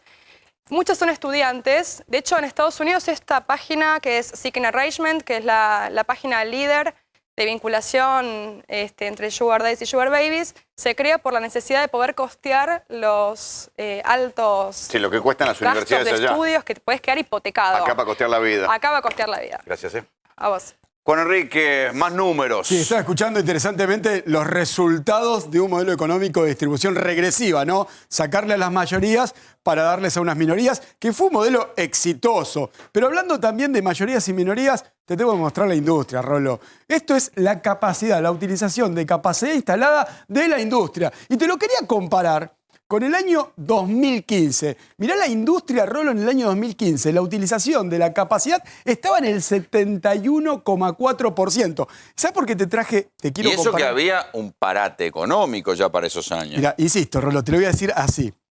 El paraíso no existe. No existe el paraíso. Pero Mauricio Macri, este modelo económico, nos hizo conocer el infierno. Fíjate la caída de la capacidad instalada industrial. Y eso tiene que ver, recién te contaba de que los argentinos cuando consumimos dólares.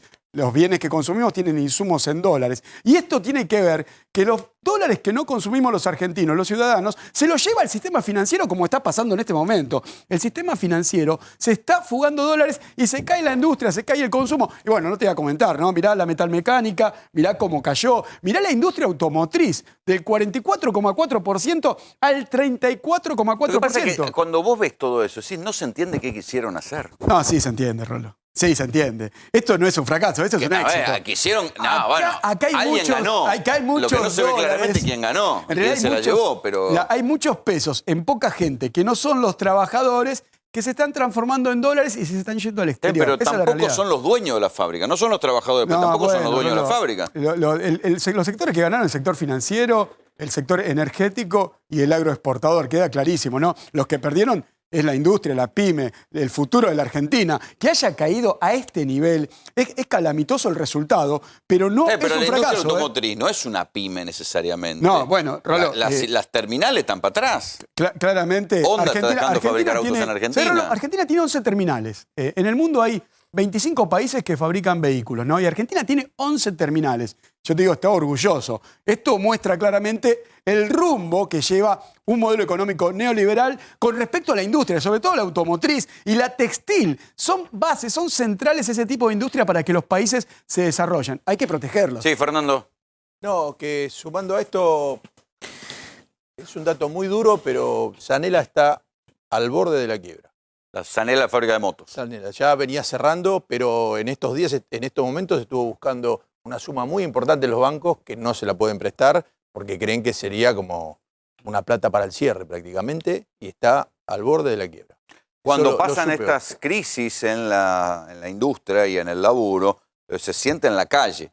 hay sectores que no habían entrado, incluso en el 2015 no habían logrado tener laburo y se permanecían por afuera del sistema o que entraban a veces a la changa y caían otra vez en la falta de laburo. Muchos cayeron y se quedaron sin laburo. Entonces, tarde o temprano, esa gente llega y se convierte en conflicto. ¿Cómo se manifiesta ese conflicto? En la calle. Ayer iba a haber una reunión para discutir el salario mínimo vital y móvil. Los movimientos sociales habían organizado una marcha para ir y, sin embargo, ¿qué pasó? La reunión se levantó, la protesta se hizo.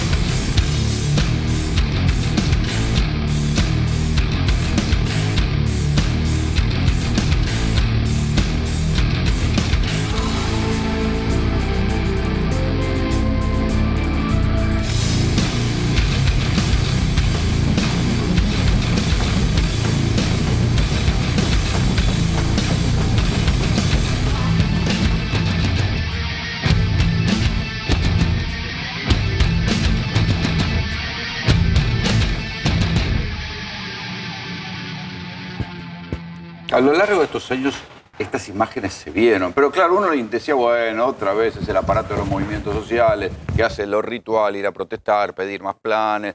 Pero después, cuando la estadística empezó a traducirse y a demostrar que no solamente era el aparato social, sino que vastos sectores de la población estaban cayendo del mapa, estas imágenes cobran otra dimensión. ¿Qué va a pasar en la calle? Se lo voy a preguntar a Daniel Menéndez, de Barrios de Pie, histórico hombre de Barrios de Pie, histórico hombre de las luchas en la calle. ¿Qué va a pasar con la calle en estos meses? ¿Qué pensás? Me parece que si el gobierno no toma medidas, va a haber situaciones medidas no va a tomar, Daniel. Bueno, pero hay que... Eso ya la sabemos. ¿Qué va a hacer? Parece que tiene que reflexionar, ¿no? O sea, el lunes posterior a las elecciones hubo una devaluación que pulverizó por lo menos en 30% la capacidad de compra de los programas sociales, la asignación universal por hijo, las jubilaciones. Daniel Arroyo dice que hay que buscar una emergencia alimentaria, porque está faltando comida en la mesa de los más pobres. Absolutamente, nosotros lo venimos planteando desde el 2016. Después de declarar la emergencia social, entendíamos que había que declarar la emergencia alimentaria.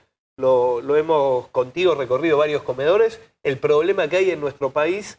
¿Siguen haciéndose laburo en los comedores de la malnutrición de los pibes? Sí, nosotros tenemos un relevamiento donde realizamos un estudio de la talla y el peso de los chicos y lo que hay desde hace un tiempo consolidado en la Argentina es este fenómeno de la malnutrición, que es el cambio en la dieta, la caída en el consumo de proteínas, el consumo de hidrato de carbono como dieta sustancial, el guiso como alimento principal de los chicos y casi la mitad, 48, 49, 46, depende del semestre, de los chicos está malnutrido. Hoy se suma una complicación que es el hambre. O sea, este gobierno, porque nobleza obliga, los últimos años ya del gobierno de Cristina, cuando se convivía con la inflación, este fenómeno se había instalado.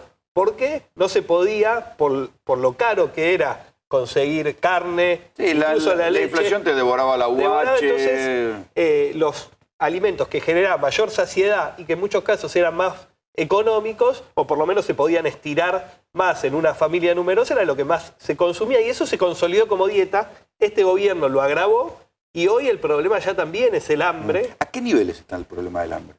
¿A niveles de qué? ¿Que vos recuerdes? ¿Que sepas? No, porque digo, si vos me decís, bueno, ya existía el gobierno de Cristina, pero esto se profundizó. ¿A qué niveles llegó ahora o qué nivel está llegando con la nueva devaluación? No, yo tengo 40 años, viví la crisis del 2001. Yo creo que la diferencia entre ambos periodos es justamente la ampliación de derechos que significó el gobierno de Cristina con la moratoria jubilatoria, con la asignación universal por hijo, con la red de contención de los programas de empleo. Ahora, ¿cuál es el problema que hoy se vive? O sea, si no tuviera todo eso, habría un quilombo social, un estallido social. No, era el 2001. Si hoy gobierno... Si no estuviera la UH, algunos planes, alguna moratoria para los jubilados más desesperados, sería un 2001. Este país era inviable porque... Es inviable si democráticamente. Yo creo que las políticas neoliberales son muy difíciles de convalidar, más temprano o más tarde, estalla socialmente. Ahora, lo que hoy vivimos, ¿por qué digo que es central? Porque acá se cayó la actividad, entonces hay muchísima gente que tiene dificultades para sobrevivir con las changas. La Argentina se consolidó, así como se consolidó la malnutrición, también se consolidó el empleo negro y la informalidad. Ahora, esa informalidad está muy atada a los ciclos económicos. Entonces, cuando la economía baja, es lo primero que se destruye. Cuando la economía está en el pozo, que nos explicaban con las estadísticas, es evidente que el único sustento de muchísimos hogares son los programas de empleo, la asignación universal por hijo.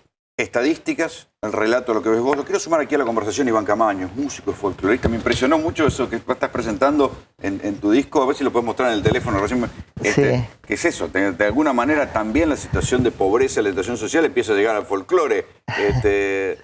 Ahí está, a ver si lo puede tomar la cámara. A ver, ahí. Te entró un mensaje, no queremos... Lo que dice, si ustedes lo ven, es un pibe con una camiseta de Maradona revolviendo la basura, el padre, y el pibe revolviendo la basura ahí. ¿Qué pasa en lo que ves vos, en el interior? Vos recorres el interior. ¿Qué pasa con la crisis en el interior? ¿Cómo la ves vos? Bueno, la verdad que Por ahí no lo ves nosotros, porque estamos todo el día discutiendo esto. Él como activista, militante, dirigente, yo como periodista. ¿Qué pasa vos que tenés otra mirada? Yo la verdad que vengo hace años recorriendo el país, el interior, nuestra Argentina profunda, de Santiago del Estero, de Quimilí, nuestra Argentina profunda, y la verdad que uno ve un país devastado, pero ve un país desesperanzado y que no hay, digamos, una mirada para esos pueblos que se quedan allá con el alma curtida de tanta espera y que siempre esperan y la gente está... Y esperan y ya decidieron no venirse a Buenos Aires, ¿no? Porque esos son los que decidieron quedarse. Exactamente, y también hay gente que está en los márgenes de la historia. Por ejemplo, yo he compuesto una canción que se llama Paradojas, que presentamos el espectáculo el próximo 29 de agosto, ahora el próximo jueves. ¿Cómo me ha inspirado? Cuando he visto a un chiquito juntando comida en la basura. Pero fíjate, Rolando, que veo a un chiquito pero con la camiseta de Argentina. Entonces uno ha dicho la gloria y la miseria en un solo ser. Soy argentino, grita su oscura piel, pero su patria amada no piensa en él. Y él lleva la bandera del país que lo margina. Vamos a Argentina, aunque no tenga para comer. Entonces creo que hay que hacer un llamado a la humanidad y reflexionar. Y yo estoy trabajando muchísimo en esto, lo que es la pluriculturalidad, la multiculturalidad, para llegar a la interculturalidad, para que nos empecemos a respetar unos con el otro y no provocar esto de un River Boca radical peronista, musulmán católico, y empezar a hacer un llamado a la humanidad a través de la cultura, que nos da esa bisagra de elevación al alma para que podamos disfrutar a la vida desde otro lugar. Por eso el 29 de agosto vamos a estar presentando todo este espectáculo donde va a venir a bendecir el padre Pepe Di Paola, va a estar el campeón mundial Juan ¿Es una Martín manera de protestar contra el gobierno de Macri? Creo que es una manera de protestar contra el gobierno de Macri, es una manera de protestar contra la cuestión dirigencial que están hoy el gobierno y también hacer un llamado, ¿no? Lo que nos convoca el Papa Francisco, a la humanidad para que realmente empecemos a convivir en paz. Daniel, se dice que el gobierno a ustedes, a las organizaciones sociales, le dio más plata que nadie. Es una tontería porque... En Carolina Stanley, los números de los planes son casi secretos, no se sabe cuánto plata dan. Los planes sociales están en la mitad que el salario mínimo vital y móvil y están atados por ley a ese monto. El gobierno lo que ha hecho es un enorme daño al tejido social y después lo que hay en este país... O sea que por más que no alcanza el parche, por más que le den plata, no alcanza gobierno parchar el daño. A los compañeros que forman parte de los movimientos sociales les arruinó la vida, o sea, les empeoró la vida. Pasan hambre, se mueren los chicos, no tienen cómo morir dignamente, no tienen zapatillas para ir a la escuela. ¿Qué plato, qué resultado puede haber? Un gobierno... Cuando vos escuchás y ves, y bueno, el 65% del presupuesto es gasto social. Está bien, están las jubilaciones y la mirada de los liberales te dicen, hay como 20 millones de personas que cobran un cheque del Estado, entre empleados, jubilados, AUH. ¿Dónde está toda esa guita? Porque a ustedes, o a la gente que vos cuidás y a los comedores, que me consta que el laburo que ustedes tienen, esa guita llega con cuentagota, se pone, pero es una aspirina contra el cáncer. El problema es que si el gobierno no hace mínimamente eso, no hay posibilidad de vida social con este modelo económico. O sea, vinieron a endeudar el país, a transferir enormes ganancias. Si no sostenían a partir de detonar la actividad económica, de destruir las pymes, de no generar empleo, alguna respuesta había que encontrar para poder subsistir en el día a día. Eso yo creo que la pelea y la movilización de los movimientos sociales y sobre todo la militancia popular. Yo creo cuando se dice eso a veces... Pero hay una grieta entre mucha gente que dice esto, que te vienen a cortar la calle, te rompen los huevos, te cortan el centro, y ustedes que dicen, destruyen el laburo y nos tiran unos mangos y no alcanza para resolver el quilombo que nosotros vivimos abajo. Ahí hay también una grieta. Porque sí, es parte son de la como dos responsabilidad. Argentinas diferentes. Uno que piensa que ustedes se llevan la guita y se llevan una buena torta del presupuesto, y ustedes que dicen, muchachos, acá hay un quilombo grande y hay hambre y esto cada vez está peor. Mirá, si no hay una dirigencia social que entienda que esa grieta no es favorable, estamos mal. ¿Y vos cómo lo ves? ¿Alguien entiende de qué están hablando o no? Yo creo que es... O le dicen sí, siga. Yo creo que acá el problema de la pobreza en este país sí está absolutamente buscar soluciones solo desde los sectores más humildes y que no sea un problema del conjunto del país y de los que habitamos esta tierra. No entendemos que los niveles de pobreza con los que hoy vivimos no son tolerables, tenemos problemas y para eso hay que convencer, hay que hablar, hay que persuadir. Por supuesto que hay que evitar que se genere esa grieta que vos señalás y que uno la vive. Ahora, también esa grieta es trabajada. ¿Cuántas generaciones viste sin futuro en el interior? Muchísimas, y creo... Esperan y no cambian, ¿no? Esperan y no cambian, pero yo creo muchísimo en la cultura del trabajo. Muchísimo, creo. Pero no hay laburo. Creo muchísimo en la cultura del deporte, en la cultura de la educación. Creo muchísimo, sí, lógicamente no hay trabajo. Así que, pero también uno viene a sembrar la esperanza que se viene algo diferente, nuevo y distinto. Y aunque sea nosotros del interior, queremos, aunque sea saborear la última porción de esperanza, ¿no? Y creo que no debe descansar y no debe dormir hoy, como decía Armando Tejada Gómez, si hay un niño en la calle. Sí, Fernando. No, yo le quería preguntar a Menéndez. El otro día, en un momento salió, Bullrich a hablar. Por un lado usted ve a Bullrich, a Carrió y a Macri y los ve como engamados. Hicieron otra mesa donde aparecieron Frigerio y Stanley, que son como la línea materia gris del gobierno, da la impresión. Cuando ustedes hablan con Stanley, ¿ella también vino a hacer esto o es la parte buena de este modelo? Digamos, ¿a qué vino? Porque aparentemente no la critican como persona, todos la ven, hablan bien de ella. ¿Qué conciencia tenés como Frigerio? ¿Se han inmolado en un modelo que realmente no sé dónde pensaron que iba este modelo? Bueno, habrá que preguntárselo a ella. Yo creo que... Ustedes hablan con ella, digo, por eso, ¿no? Hace bastante que no. Hace bastante que no, pero me parece que es parte de un fracaso.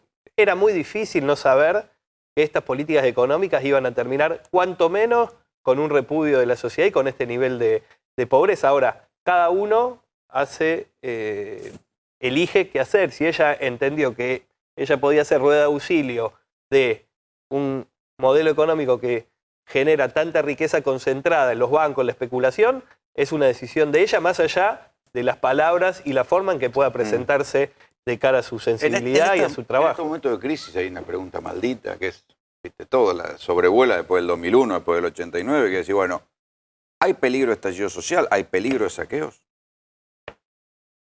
Es como la soga en la casa del horcado, pero alguien tiene que hacer la pregunta. Sí, no, me parece que hay que construir responsablemente ¿Hay peligro de estallido social? Si se suelta la inflación, ¿hay peligro de que la gente salga a la calle y haga saqueos como se hizo en otra época?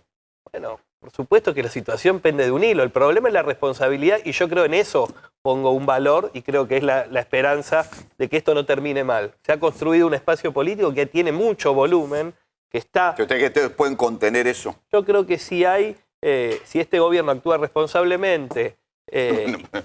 bueno, pero una cosa es vaciar el arca del Banco Central, no contener la devaluación tal cual lo hicieron el lunes, eso sería un peligro. Ahora, si entienden que hay una transición... Estuvimos 10 minutos de que lo siguieran haciendo. Absolutamente. Alguien puso el freno de mano y dijo, paremos que nos vamos al carajo. Ahora eso es responsabilidad también del espacio del Frente de Todos, donde está aglutinada la mayoría de la oposición, poder llevar adelante una transición en paz. Cualquier situación de violencia está claro que no que no ayuda a quienes hoy viven una situación difícil. Ahora, el 28 próximo va a haber una movilización de más de 150.000 trabajadores frente al Ministerio para pedir medidas urgentes que entendemos que es el aporte para poder justamente transitar esta transición y este recambio de manera más pacífica, cuando las cifras, el nivel de pobreza que hay, la angustia que se expresa detrás de gente que no tiene para comer, que gente que pierde el laburo, hay que ser,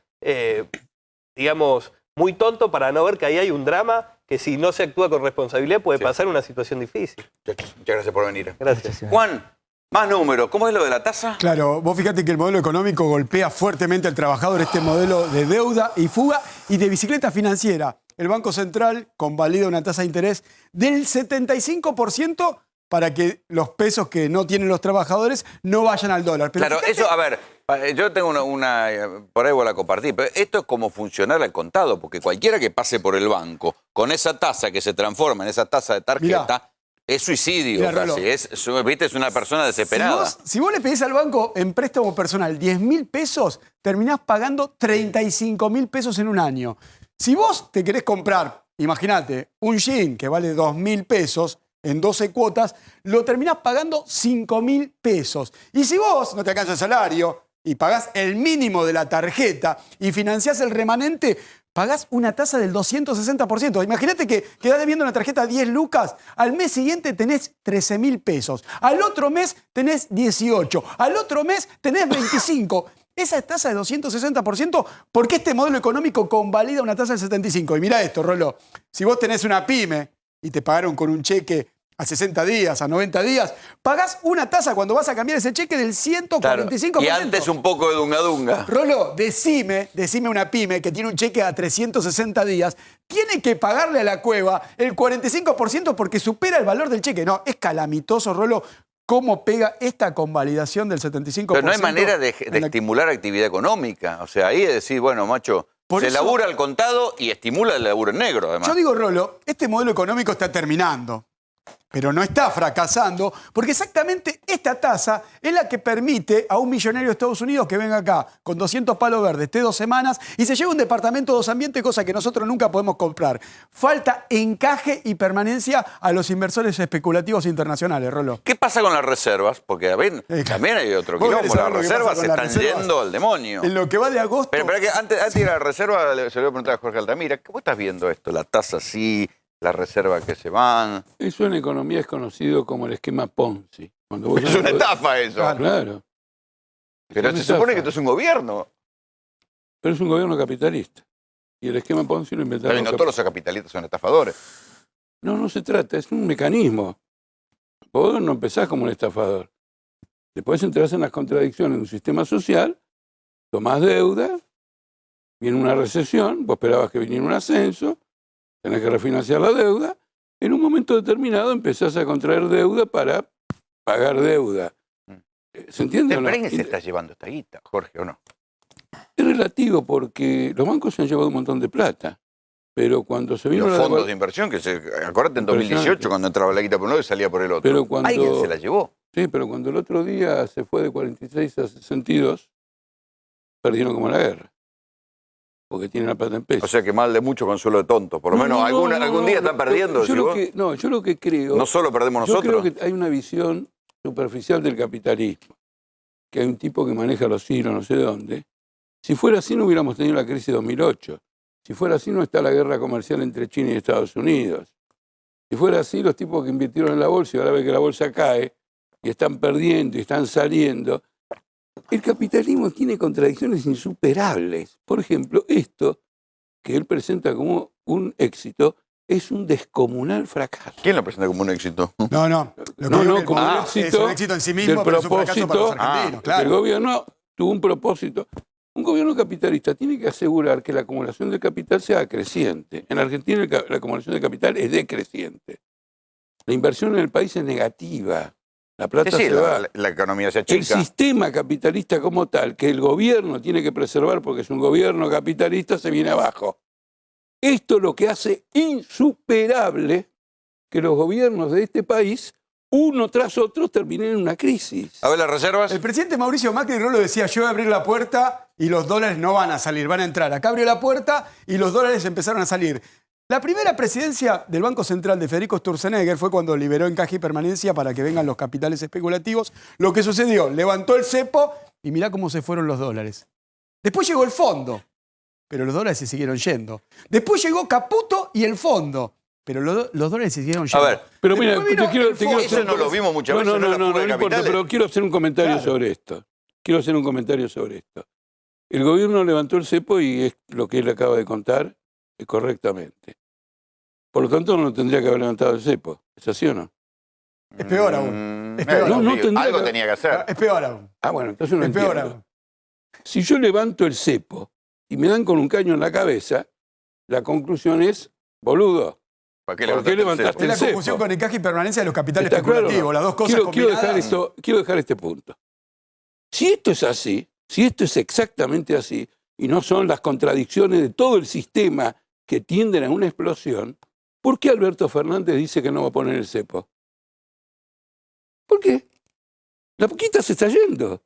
Se está yendo a raudales. Porque piensa que puede ser peor el remedio que la enfermedad. Pero vos tenés una enfermedad ahora fenomenal, porque este default ya está admitido. Si vos bueno, no vos, si uno leyera los diarios, todos leyeran los diarios financieros, verían que ya está admitido bueno, el sí, default. el riesgo país, los seguros. No solo eso, ya hay un cálculo que el Fondo Monetario Internacional avalaría una quita del 20% a los acreedores internacionales.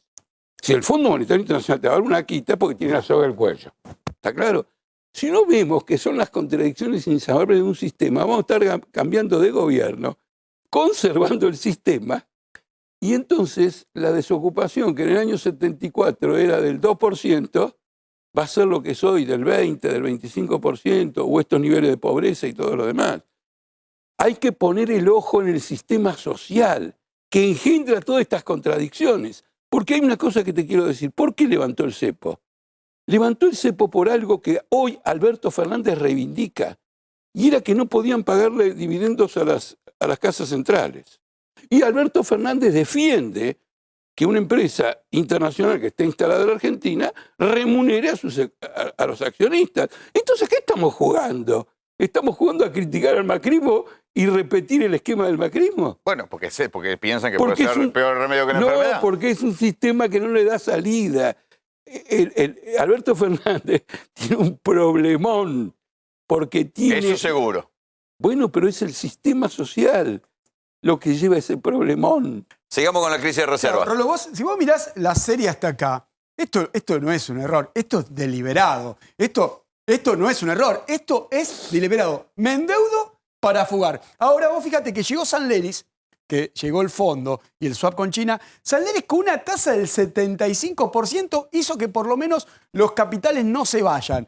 Nuevamente el fondo hizo que aumenten las reservas, pero después sigue la misma política deliberada. Ahora eso sí, Roló, con una tasa del 75% porque la limosna es grande y el santo desconfía. Pero te cuento algo. Si esto sigue así, con una tasa del 75%, este mes perdimos reserva por 8.000 millones de dólares. ¿Qué te quiero decir, Rolando, con eso? Tenemos 58.000, ya están bajando. Que este modelo económico arrancó liberando el cepo. ¿Cómo pensás que va a terminar este modelo económico si quedan 15.000 millones de viva para hacer frente a esto y en menos de un mes perdimos 8.000? ¿Cómo va a terminar si arrancó liberando el cepo? ¿Aguantan esos 15.000 millones de dólares? No, es una cifra completamente ridícula. Además está grabada. Porque son las 59.000, pero la que pueden aguantar son 15.000 más o menos. 15.000, 13, 12. Sí. Tirando para abajo. Va bien. No, quiero comentar esto. Tiene un problema más grave porque el programa financiero del gobierno descuenta que toda una serie de vencimientos los acreedores lo van a renovar. Después de todo lo ocurrido... ¿Quién va a renovar? Exacto. Por eso este es un periodo realmente de contradicciones profundas, etc. ¿Te parece el 89? Al 89. Tiene otras características. Algunas medidas que se tomaron en aquel momento probablemente se tomen de nuevo. Pero tiene características diferentes en el siguiente sentido. Alfonsín sería lo que hoy llamamos un gobierno populista. ¿Cierto? Digamos. Bueno, fracasa, él produce su propio fracaso. Hiperinflación. Hiperinflación, etc. Y viene un peronista, que todo el mundo saludó como el salvador de la patria, neoliberal. Ahora lo que se hunde es un gobierno neoliberal. ¿Cómo salís del hundimiento de un gobierno neoliberal? Tomando medidas de intervención muy profundas. Y el peronismo ha dicho, no las voy a tomar. Bueno, está en campaña. Cuando tenga que enfrentar la crisis. Pero no hay nada más mentiroso que un candidato en campaña. Por ahí hace otra cosa. No, bueno, pero ayer fue a un coloquio de Clarín, se expuso ante una serie de dirigentes internacionales con el planteamiento de que no va a tomar ese tipo de medidas. Es mejor que el trabajador sepa que las va a tomar, porque así tiene una respuesta a lo que vos le preguntaste aquí a...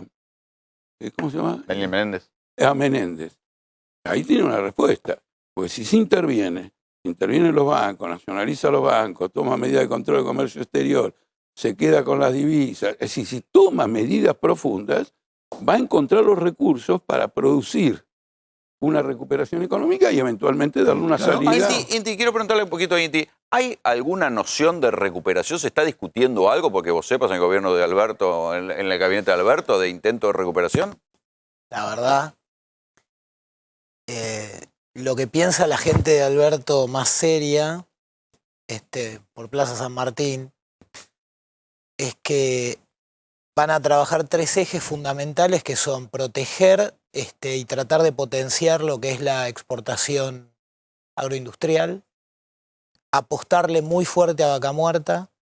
O sea, más de lo mismo. No, hasta ahí más de lo mismo. Bueno, hacer algo que el peronismo puede hacer mejor que el PRO, que es minería fuerte. Fuerte es fuerte, ¿se entiende? O sea, multiplicada Gioja por 8. ¿Está bien? O sea, San Juan por divisas. 8, sí. Y eso es lo que hay. Eso es lo que hay. Algunas... Está bien, pero ahí tenés un problema si no generas industria. Bueno, ¿cómo generas laburo? Rolo, yo estoy escuchando la militancia contentísima. Yo soy de la militancia preocupada, ¿viste? Hoy traje una cosa que la agarré como... Porque me parece interesante. Es un libro, ¿viste? no es una cosa. Es un libro. Me parece ¿Qué? No leo de acá. ¿Qué es? ¿Ves qué es, no? No leo. El segundo plan quinquenal de la República Argentina. Más allá de si uno está de acuerdo... Mira, Jorge estaba ahí y le salen los pelos. Pero digo, más allá de si uno está de acuerdo en todo, Rolo, no importa... tenés buenos recuerdos del peronismo, me consta. No importa si uno está de acuerdo en todo, porque por supuesto que hay ideas discutibles, es del año 50 y pico, había terminado la guerra, era un quilombo, todavía se planeaban así, ¿entendés? O sea, vos acá tenías nombres pesados que discutían con otros nombres pesados, porque había mucha gente en contra de esto. La berretada de la política contemporánea a personas como a mí me generan entre repulsión, asco y un poquito de temor, pero también mucha risa, ¿entendés? O sea, recién hablaban del tema de la prostitución o la pseudo prostitución y los sugar babies o daddies y no sé qué, que por supuesto es un tema interesante mediáticamente. Ahora, en un país que no está terminado de hacer, con 300.000 cuadras sin pavimento en el conurbano bonaerense, que las dejaron los keynesianos de Kicillof y los modernizadores del PRO, igual de sin pavimentar, 300.000 cuadras en el segundo y tercer cordón del conurbano bonaerense, donde es más gente la que no tiene agua potable y cloaca que la que tiene agua potable y cloaca, con un riachuelo que no tiene 30 puentes como cualquier río del mundo de cualquier ciudad de la escala de Buenos Aires que tiene un río en el medio, en donde tenés más de 100.000 edificios en la ciudad de Buenos Aires sin pintar, ¿está bien? Que vos tengas hoy en día todo limitado a quién gana es una estupidez, porque encima los que van a ganar, que es un grupo donde yo tengo un montón de amigos, digamos, yo hasta trabajé con parte de ese grupo, solo que cuando trabajaba les planteaba lo mismo, que muchachos tenemos 200.000 cuadras sin pavimentar en el segundo y tercer cordón y no las estamos pavimentando, tienen la soberbia del que acaba de ganar por unos puntos y cuando vos le preguntas, che, varón, ¿de qué va a comer la gente dentro de 93 días? No tiene la más pálida idea. Entonces, pero no es una joda lo que te estoy diciendo, porque yo me junto de verdad con los muchachos, ¿eh? Los pibes quieren que vayas a tocar el bombo, que toques el redoblante, yo lo toco bien, te conté que toco la marcha peronista en clarinete, pero el punto es de qué carajo va a comer la gente dentro de 110 días, no tienen la más pálida idea. No, por ahora es solo sacarse de encima al gobierno. Es sacarse de encima al gobierno y cuando vos vas a los bifes, che, varón, ¿cuál es el plan para urbanizar los 4.500 barrios que dejaste sin reconocer hace 4 años? No está. ¿Cómo te imaginas que va a ser el gobierno de Alberto? Si gana. No, bueno, si gana no sería el problema. Todavía faltan 64 o 65 días. O sea, vos pensás que todavía hay mucha turbulencia por delante. Mira, yo de entrada... Digo, las has visto todas. En la reciente las has visto todas. En algunas hasta te llevaron preso. Yo dije que este proceso electoral iba a reflejar toda la crisis política. Porque normalmente uno convoca un proceso electoral y dice, bueno, zanjo la crisis política. El culpable se lo echa y viene alguien y te renueva. Yo estuve en contra de esa visión. Yo dije, no, acá están todos metidos en una crisis que no tiene salida. Y la clave es lo que acaba de decir el señor recién. ¿Por qué es la clave? Porque con la cantidad de gente pobre que hay, despidos, horas prolongadas de trabajo, cierres de empresas, no funcionan más estos programas de ajuste. Cuando quieran apretar un torniquete, lo van a hacer sobre un cuerpo que no acepta más ningún torniquete. ¿Me puedes explicar por qué te echaron del PO? ¿Ahora? Poquito, un resumen. En primer lugar... ¿Cómo es posible? ¿Sos el fundador o no? Sí. En primer lugar hablo como dirigente del PO.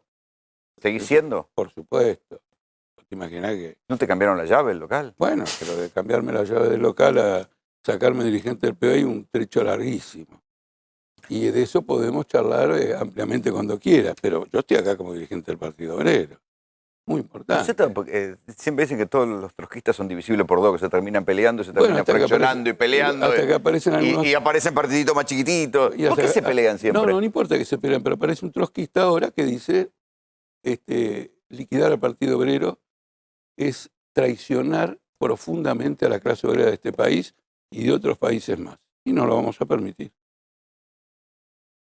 Pero, a ver, es raro.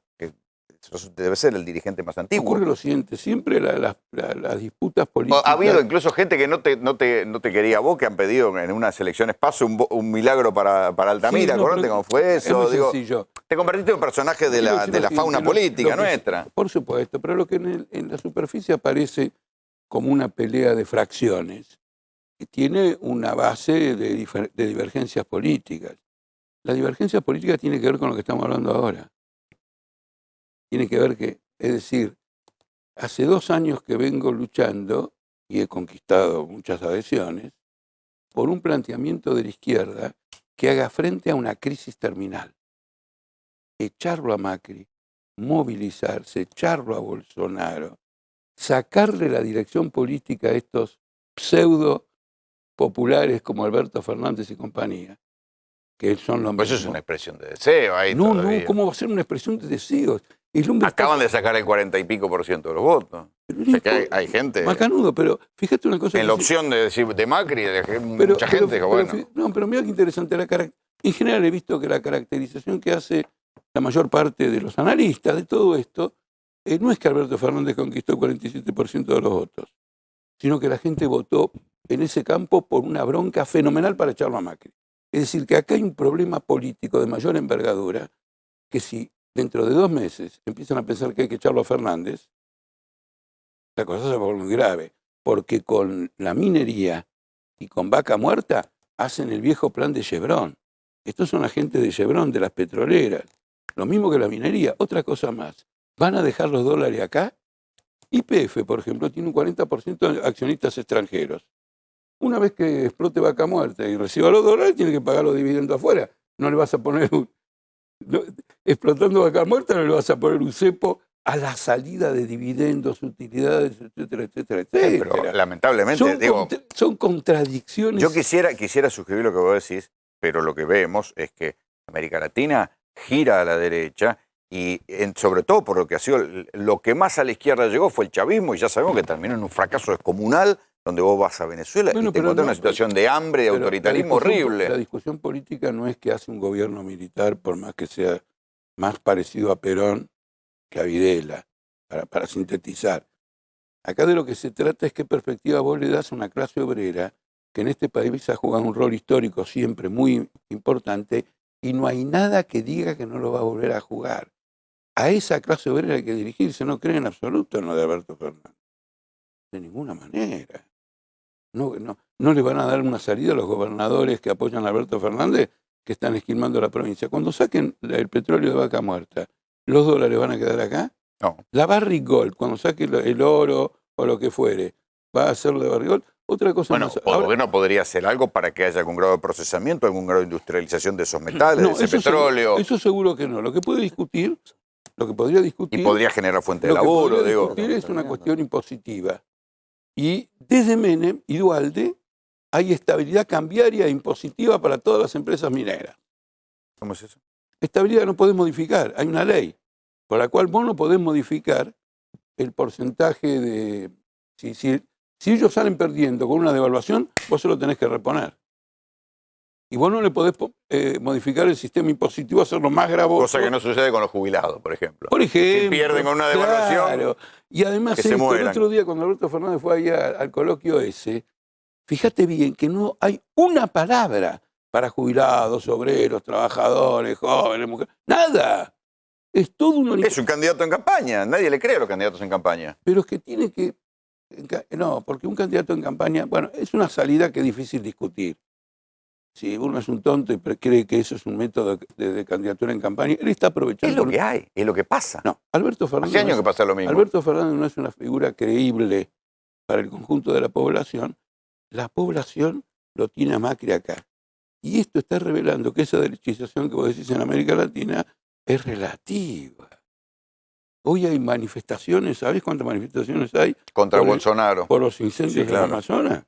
Bueno, hablando del incendio de Amazonas, la minería, destruir glaciares, el gobierno kirchnerista promovió la destrucción de glaciares. No, si sacó la ley de glaciares. No, la vetó. Después la aprobó, Corte... pero está sujeta, es tramposa, está sujeta a toda una serie de reglamentaciones provinciales, está en disputa. Pero si quiere entrar con Barrick Gold, va a tener que dejar que destruyan glaciares porque no hay otra cosa con Barrick Gold. Entonces quiero mostrarte que el problema fundamental son los obreros y los trabajadores porque se ha llegado a un límite de la crisis con relación al conjunto del pueblo argentino que lo echó a patadas. A mí me parece que ahí lo que la gente necesita es laburo. No le importa si viene una solución de derecha o una de izquierda, que le den laburo. Que le den laburo, que haya industria, que haya laburo calificado, que haya laburo en blanco. De acuerdo a lo que vos decís, tenemos que... Y en algunos momentos hay laburo y después baja. Espera, de acuerdo a lo que Nunca hay pleno empleo, pero hay laburo. Algo más de laburo. No, estoy de acuerdo, pero si sigo bien tu razonamiento... Gestionan, terminan para el culo. La izquierda no. ¿Cómo? Tienen que ganar un Hay municipio. algunos ganar un países en el municipio. mundo que les fue muy mal. Mirá Cuba, hace cuántos años gestiona la izquierda, no va ni para atrás ni para adelante. Pero Rolando, escuchame Mirá una Venezuela. cosa. Las cosas, Venezuela no ha el habido- socialismo bolivariano. No, Mirá no, cómo no, terminó Unión Soviética. No importa, no ha habido un proceso. No, pero ¿sabes una cosa? Ya ahí mezclamos... Porque ahí parece como los liberales de Sperry, viste que siempre falta, nunca llegamos al liberalismo perfecto y dice, bueno, tampoco llegamos al socialismo perfecto. Claro, pero yo no enfoco las cosas de este ángulo.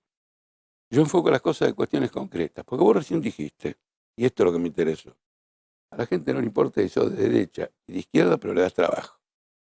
La izquierda es la única que puede darle trabajo a la gente. Permitime. Cuando se lo haga, la Unión Soviética, nadie le va a preguntar, pero vos sos de la Unión Soviética, independientemente de que nosotros hemos sido críticos de todo eso.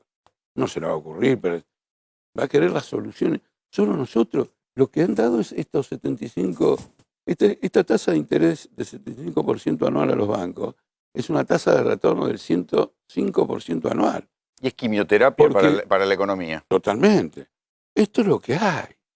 Ayer Alberto Fernández fue a Clarín y les dijo, muchachos, quédense tranquilos, a los que cobran esto. Y el FMI está negociando una reestructuración, la está negociando con una quita del 20%, con Templeton, Fidelity, PIMCO, ahora la está discutiendo, ya eso, y Alberto Fernández... Va a ser el aire que le van a dar a Alberto si gana. No, al contrario, lo que quiero decir es que Alberto dice, no, yo no voy a reestructurar nada, yo voy a dejar todo como está, etcétera, etcétera, etcétera. No es una salida. Y aunque en este punto quiera congraciarse con alguien, el país necesita un programa más profundo. Porque, mira, ¿cómo es la Argentina? La Argentina es así. contra todo lo que vas a escuchar de mucha gente que va a venir a tu programa, la Argentina tiene una tasa de ahorro elevadísima. Todos te van a decir que es bajísima y que por eso tenemos que endeudarnos afuera. En realidad es elevadísima, se va afuera y ellos después nos prestan. Antes de que ¿Se entiende? se nos termine el programa. Esperá, antes que te devuelvan la llave. Es una lucha. Me gustaría que discutamos en general, no con vos en particular, en general seriamente, porque es una lucha política que tenemos en la izquierda, en la que prácticamente estamos decidiendo el futuro histórico de la izquierda. Jorge, gracias por venir. Nosotros nos vamos, le agradecemos a la gente de los panqueques de Hernán que nos manda comida para que podamos aguantar hasta esta hora. Sí, señores, nosotros a los panqueques nos los comemos. Nos vemos, chao. ¿Y nosotros dónde vamos?